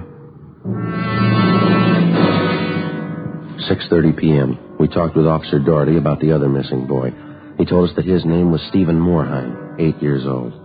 His family had just moved into the neighborhood. It seemed that no one besides the Moorheim family knew that the boys played together. Mrs. Moorheim told us that Stephen told her that he was going out to play and he'd be home by 6 o'clock for dinner. She told us that he was an unusually prompt boy and almost never overstayed his playtime. We got a description of the Moorheim boy and put out a missing broadcast.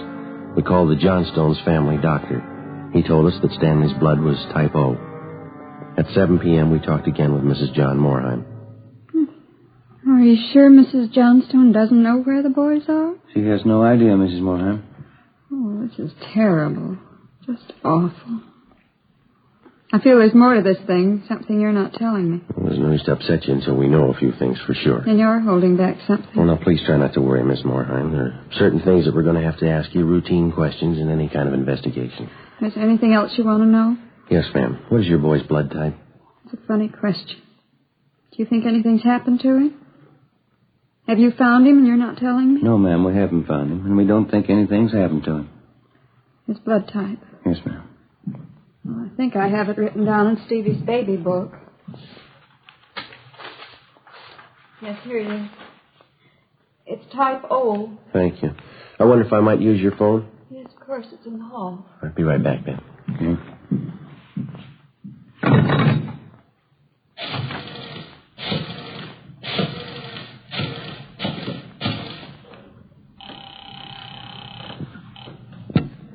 City Hall. 2667, please. 2667?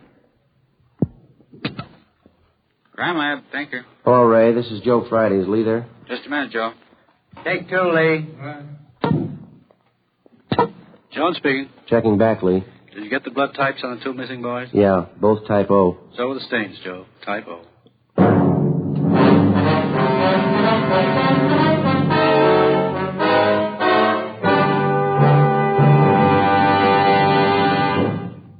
You are listening to Dragnet for the solution to an actual case from official police files. Now, here's a real solution to many of your Christmas shopping problems. If your friends smoke long cigarettes, give the best of long cigarettes. Give king-size Fatima. You see, Fatimas now cost the same as other long cigarettes, but in Fatima, the difference is quality. Quality of tobaccos. The finest Turkish and domestic varieties, extra mild and superbly blended, to give smokers a much different, much better flavor and aroma than any other long cigarette. Quality of manufacture. Smooth, plump cigarettes, rolled in the finest paper money can buy. Quality.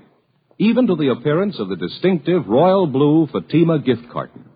Christmas wrapped and carefully sealed to ensure Fatima's rich, fresh, extra mild flavor. Remember, Fatimas now cost the same as other long cigarettes. But in Fatima, the difference is quality. So this Christmas, give your friends the best. Give Fatima, the quality king-size cigarette. Best of all long cigarettes.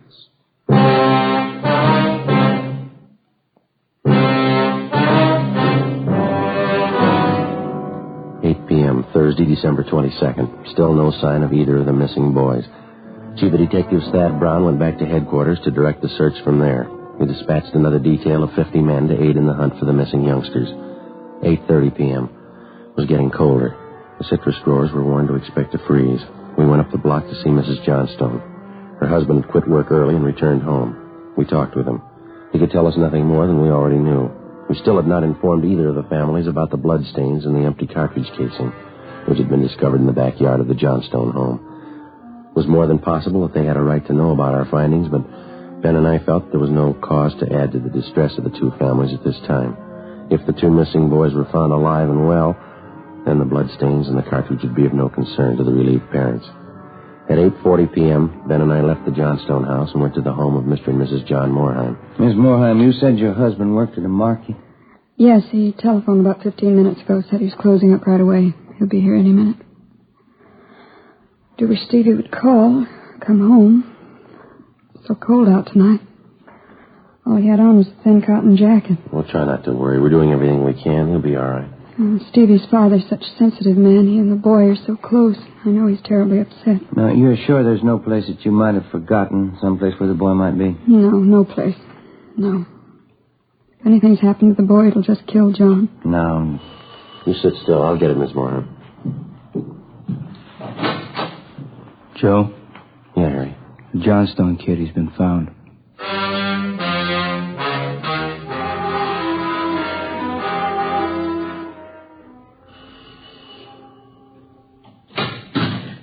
He's home, Sergeant. He's come home. Thank God he's all right. Where's he been? Did he tell you? No, he didn't. His clothes are all dirty and he's acting strange. I've never seen him like this. How do you mean, Miss Johnston? Well, he just came to the front door and said, "Hello, Mom."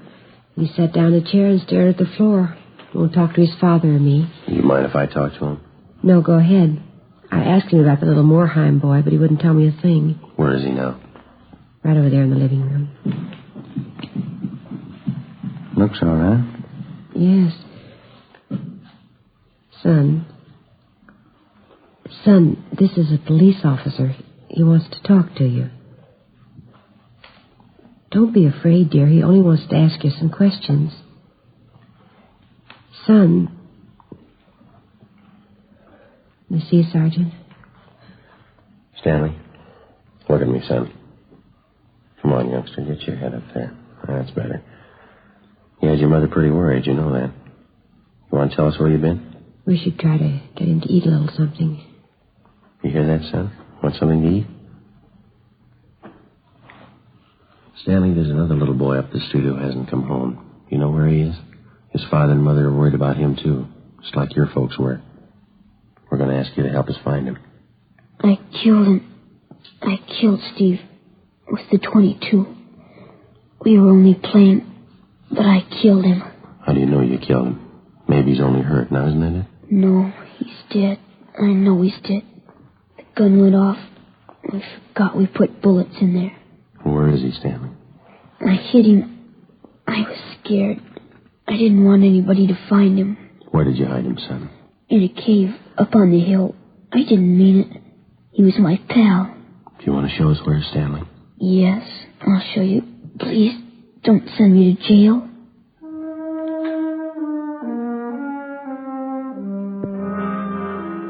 (9:15 p.m., Thursday, December 22nd. 9-year-old Stanley Johnstone led the way up the hill behind the backyard of his home. He showed us the wagon he moved the body in. His father came along with us. About 50 feet from the crest of the hill, the boy pointed to a thicket of scrub oak. There we found a small cave holding the body of Stephen Moorheim. There was a single bullet wound in his chest just below his heart. He was dead. We covered the body. Stanley, how did it happen? I knew my folks were going to give me the gun for Christmas. I knew where it was, and I got it. There's a box of bullets with it. Were you pointing the gun at Stevenson? No, sir. No, sir, I wasn't. It was Steve's turn to play with it. I was chasing him. He tripped over that stump there, and he fell. Gun hit him in the stomach, and it went off. Well, why do you think you killed him if you're telling us the truth? I'm telling the truth. Honest, that's the truth. Well, I believe you, son, but why do you think you killed him? It was my gun. Stevie'd still be alive if I didn't go and get it. Should have waited till Christmas. It's all my fault. Where have you been all this time? In the cave with Steve. What were you doing in there, son? I was praying. I was praying for God to make him alive again.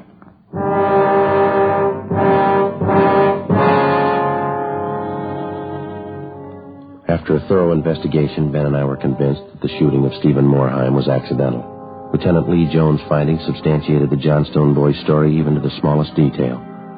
We put in a call to the coroner's office and acquainted him with the facts. He designated a local mortuary to handle the body pending autopsy and granted us permission to remove the body to the Moorheim home. Mrs. Moorheim collapsed.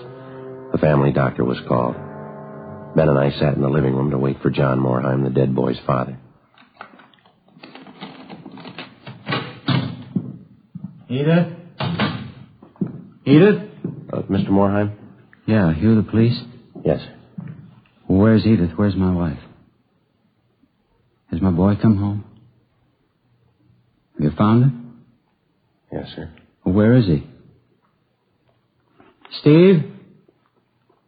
Stevie? Where's Steve? He's hurt, isn't he? Yes, sir, he is.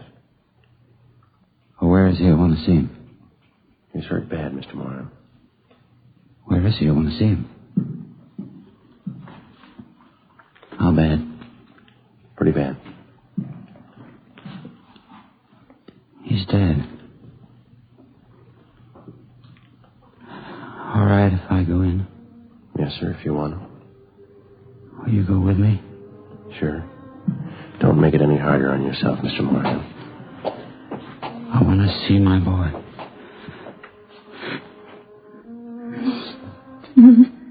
Mr. Moorheim.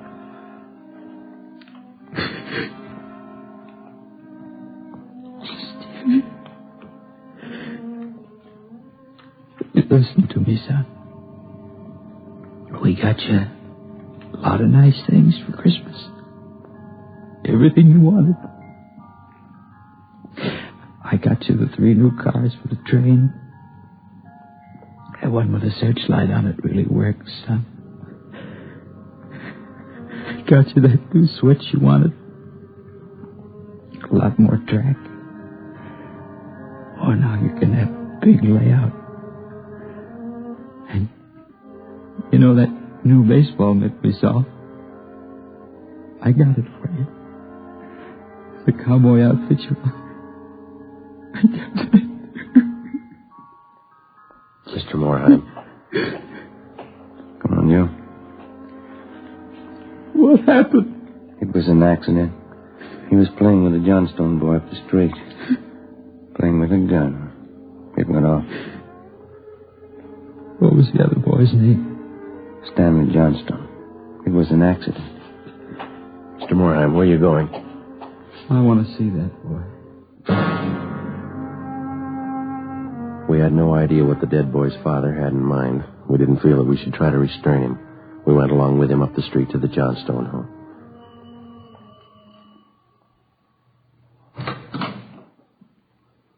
I'm Stevie's father.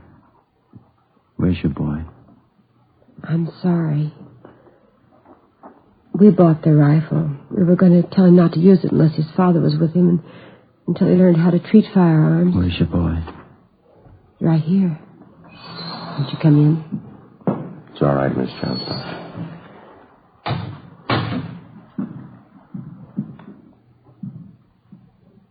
You're the boy that was with Stevie? Yes, sir. What's your name? Stanley. I know it wasn't your fault, Stanley. Wonder if you'd do something for me. Yes, sir. I've got a lot of nice presents for Stevie. I know he'd want you to have them. I want to give them to you Christmas Eve. Mom? I think that'd be a fine idea, son. Come on, Ben.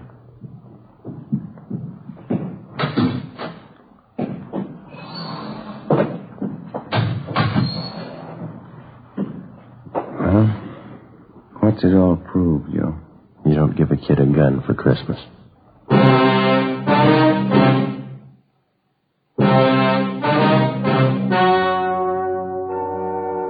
The story you have just heard was true. Only the names were changed to protect the innocent. On December 24th, 1948, a coroner's inquest was held in the county morgue, city and county of Los Angeles, state of California. In a moment, the results of that inquest. Now, here is our star, Jack Webb. Thank you. To get year-round thanks for the gift you give this Christmas, give cartons of Fatimas to every long cigarette smoker on your list. Christmas Fatimas in the special royal blue slip-over jacket make a perfect gift just as is. And to my friends who sell Fatimas, the retail dealers and the wholesale distributors all over America, to each one of you, a special season's greeting. And to everyone, a Merry Christmas.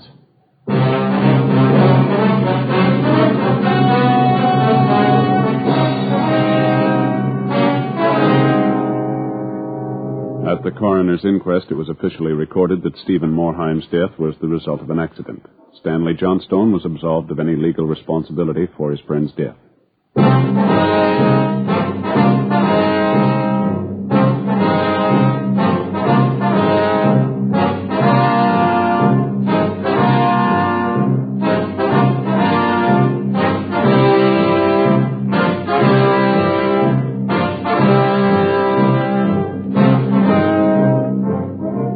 You have just heard Dragnet, a series of authentic cases from official files. Technical advice for Dragnet comes from the Office of Chief of Police W.H. Parker, Los Angeles Police Department.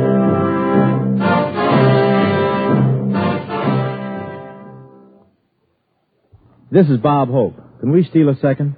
Chesterfield, always wins first place. That milder, mild tobacco never leaves an aftertaste. So open a pack, give 'em a smell. Then you smoke 'em. Don't forget to give Crosby for Christmas. I mean the Chesterfield Christmas carton with Bing as Papa Santa Claus. See you Tuesday.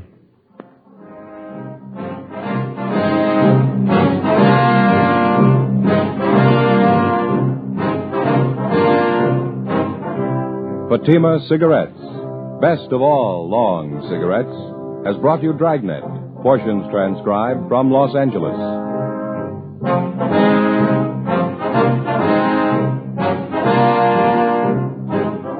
We the People is next with more Good Times on NBC.